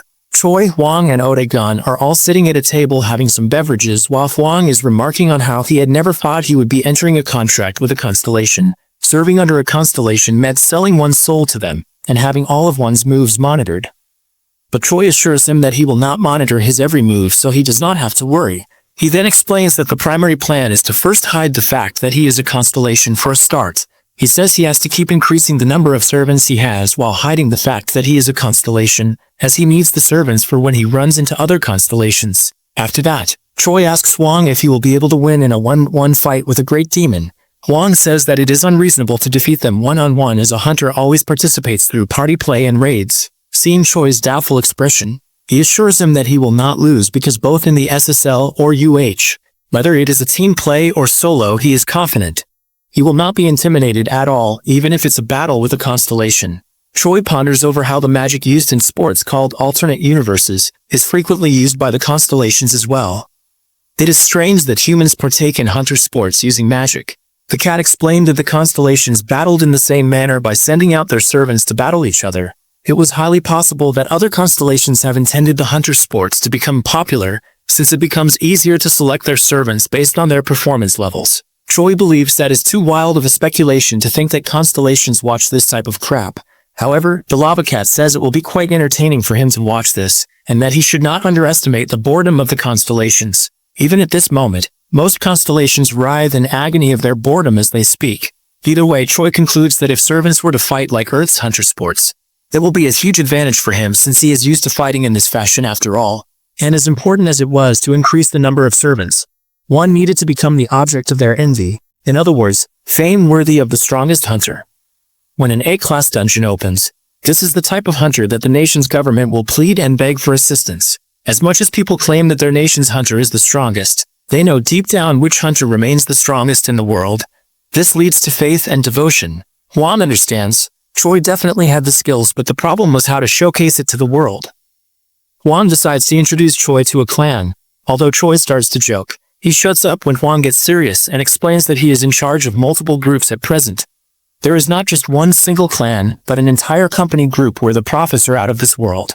All cores and items in dungeons are purchased by the company as well as the additional support and bonuses. As long as one is able to prove their loyalty, they will be rewarded handsomely, so it is a much wanted spot. But despite hearing all that, Choi does not understand why Hwang wants him to join a clan. Hwang scolds him and tells him that he needs to hide his powers adequately. Choi stares at his hands and remarks that although he managed to limit his powers down to max level, as long as he can control it well, he can battle classes from A to S. Hwang tries to ignore that indirect hurt he got from that statement, and tells him he will send Choi to a clan where they take top candidates so he can look for servants there. However, Choi asks if they will really like it if a C+ ranked martial arts user joins their clan. Hwang says they will not like it at all, so he can do nothing but suggest Choi to rank up. As long as Choi reached A class, he would become utterly recognized, and even further, and highly decorated individuals will be honored as S class. Just then Choi realizes that Hwang is also quite amazing for having reached S class, since it is a title that is given to less than 10 people in the entire world. Hwang tells him to go ahead and start everything they can, starting with the preliminaries for the UHC. Seeing Choi's confusion, Hwang states that many hunters wish to compete in the UHC, but they have to get through the preliminaries to be accepted as professionals in the league. Thus, he tells Choi to go to the preliminaries in a week and get himself used to it. Until then, Choi does not understand what he should get used to, so Hwang passes him a smartphone. He says this is what they use for everything nowadays, including watching the news. Seeing the screen, he tries to play around with it, and reaches the news section where he finds the name of Chung Sik mentioned, and recalls something. Meanwhile, Hwang has gone over and is giving instructions in his office to prepare the hunter department to re-evaluate a person. Further, he says that he needs a trustworthy manager, and his current servants do not make the cut. So he asks them where her daughter is. Ironically, he has so many daughters that he has trouble figuring out which one. Finally, he decides on the one with the worst temper, the A-class manager. Seeing they have understood who he is referring to, they accept the orders to bring over Ain Lawrence. However, Hwang is not sure she will take a liking to Choi, as he is quite tricky to handle as well. Meanwhile, in another part of the city, Ain is managing and criticizing a hunter named Vaughan for their incapability. She scolds him, saying that just because he has a lot of mana does not mean he can handle a high circle magic. However, Vaughan argues that he is already C+ class and has received scouting offers from big clans, so it is unacceptable for her to make him practice one circle magic repeatedly. She looks at him with disappointed eyes and just silently leaves. The person standing outside the room bows as he sees her. She tells him that Vaughan does not deserve to be trained, so she does not want to manage him. He does not refute and merely apologizes before entering the room. After entering the room, he starts kicking Vaughan, who is still lying on the ground, and curses the heck out of him, calling him a Daum. He says that she is Miss Ain, a B-class hunter and renowned manager who raises rookies into precious gems in their clan. This was Ain Lawrence, Hwang's 11th daughter and the special A-class manager. At the moment, Choi arrives at the preliminary competition venue with Odaigon. He is refreshed to see the crowd of hunters who look the same as ever, as people of various origins are thrown into the mix. He asks Hwang's assistant following him if the person who wins the tournament will become a pro and what else he needs to know. The assistant says that it is the preliminaries for the C-class league, so there will be a lot of D and E-class hunters joining in as well. There will always be other opportunities, so he asks him to take it easy and treat this as a learning experience. Choi just agrees and walks forward. Meanwhile, Odaigon, who is on the phone right now, is playing a game that eerily looks like Temple Run, but with a goblin as the main character. Choi tells the Goblin King to stop playing games and wait for him there. After hearing a sincere reply, he leaves and wonders if this will take a whole day. Inside the competition lounge hall, he can find various types of people like reporters, people from broadcasting companies, and even clan recruiters. One of them is scratching their head, cursing his team leader for sending him here, as he believes it's a waste of time. A person near him remarks that they should just wait with patience for decent hunters and asks if he's new here. The clan recruiter says he is there from a clan. What he does not divulge is that he is the Ambitus clan's recruiter, Quippy. The Ambitus clan is the one who had received information about the crystal ball readings of Choi. Their leader had received a phone call saying that the measuring device had shattered and had wondered if it had been faulty. But the examiner had assured him that the device was absolutely fine. The recruiter had checked that he had passed all the tests and did not have abnormalities either. The clan leader had also received information that he was from 30 years ago and a martial arts user. Coupe had asked if he should send someone to recruit him, but the leader still had doubts. Yet, he did not want to miss the 1 millionth chance that it might be true either. Thus he told Coupe to go and confirm it with his own eyes and ask Choi to learn magic if he has decent mana. When the clan leader ordered so, Coupe had no choice but to come. Thus he waits expectantly to see how good the returner named Choi is with his martial arts. As soon as Choi enters the arena, he is notified by the system that he needs to control his power, or the virtual world will be destroyed. After a lot of effort, Choi finally manages to suppress it. As a result, his skill called Subdue the Strong and Assist the Weak has been activated, and he decides that he will be able to use Fist Key to a certain extent, and Fist Hurricane as well. Furthermore, due to the restraints, his existential power would increase manifolds as a result of fighting here. Seeing him mumbling weird stuff, Choi's opponent asks if he is crazy, but Choi just replies nonchalantly. The opponent taunts him, but the referee intervenes, saying that they will be disqualified if they fight before the signal is given. During the match, one can use any skills as much as they want, and when one surrenders or when both are incapable of fighting, the match ends. While listening to this, Choi is just stretching his arms and yawning like he is bored. The audience who are watching the live stream cannot help but comment that he is probably being arrogant, but also welcome the good showmanship. For these stream viewers, it is their first time in a long while seeing a martial arts user, and Choi is almost like a living fossil to them. Meanwhile, the people who are assessing the performance of the candidates are going through his data and are shocked to find that he is a martial arts user. They are all thrown into shock as they realize that martial arts users are still around. It had been way too long since they last saw one. It is the opponent's first time fighting against a martial arts user. When the opponent learns that Choi is a martial arts user, he decides to put distance between them as soon as the match starts. Thereafter, he would use the second circle float magic and use a strengthened magic missile. As the referee's countdown ends, the match starts, and the opponent jumps back in an instant. He thinks he is faster but cannot finish his sentence as Choi's fist comes hurling at him the very next millisecond. The fist hits him square in the face and he is sent flying as he crashes against the wall of the arena. Losing consciousness, he falls to the ground with a dull thud. As the onlookers stare in obvious shock, the referee has no choice but to declare the end of the match and declare Choi's win. Seeing it end so soon, contrary to the audience's expectations, Choi feels utterly disappointed. The Ambitus clan's recruiter is just as shocked, but does not lose a moment to call his clan leader and inform him that Choi is a real gem. The clan leader says that it is unexpected to have found one in martial arts, so he tells him to try scouting him. Later, when Choi is back in the waiting room and is watching the matches on the broadcast with disinterest, a voice calls out to him from behind. He turns around to see the recruiter whom he remembered seeing a while ago.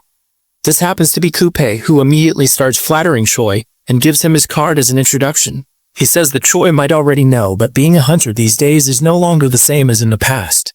So compared to hunters who fought before, they cannot even be considered hunters. Choi, however, replies that it is all right as long as the hunters are strong and well-trained. Skipping the small talk, the recruiter informs Choi that he is from the Ambitus clan and is there to scout him. Seeing his expression change, Coupe presses on, asking if he has heard of them. Choi dismisses it, saying he is a returner so he could not have heard of them in any way. Just how is Coupe planning to recruit Choi, and will his offers prove tempting enough to our young constellation? There's a long road ahead after all.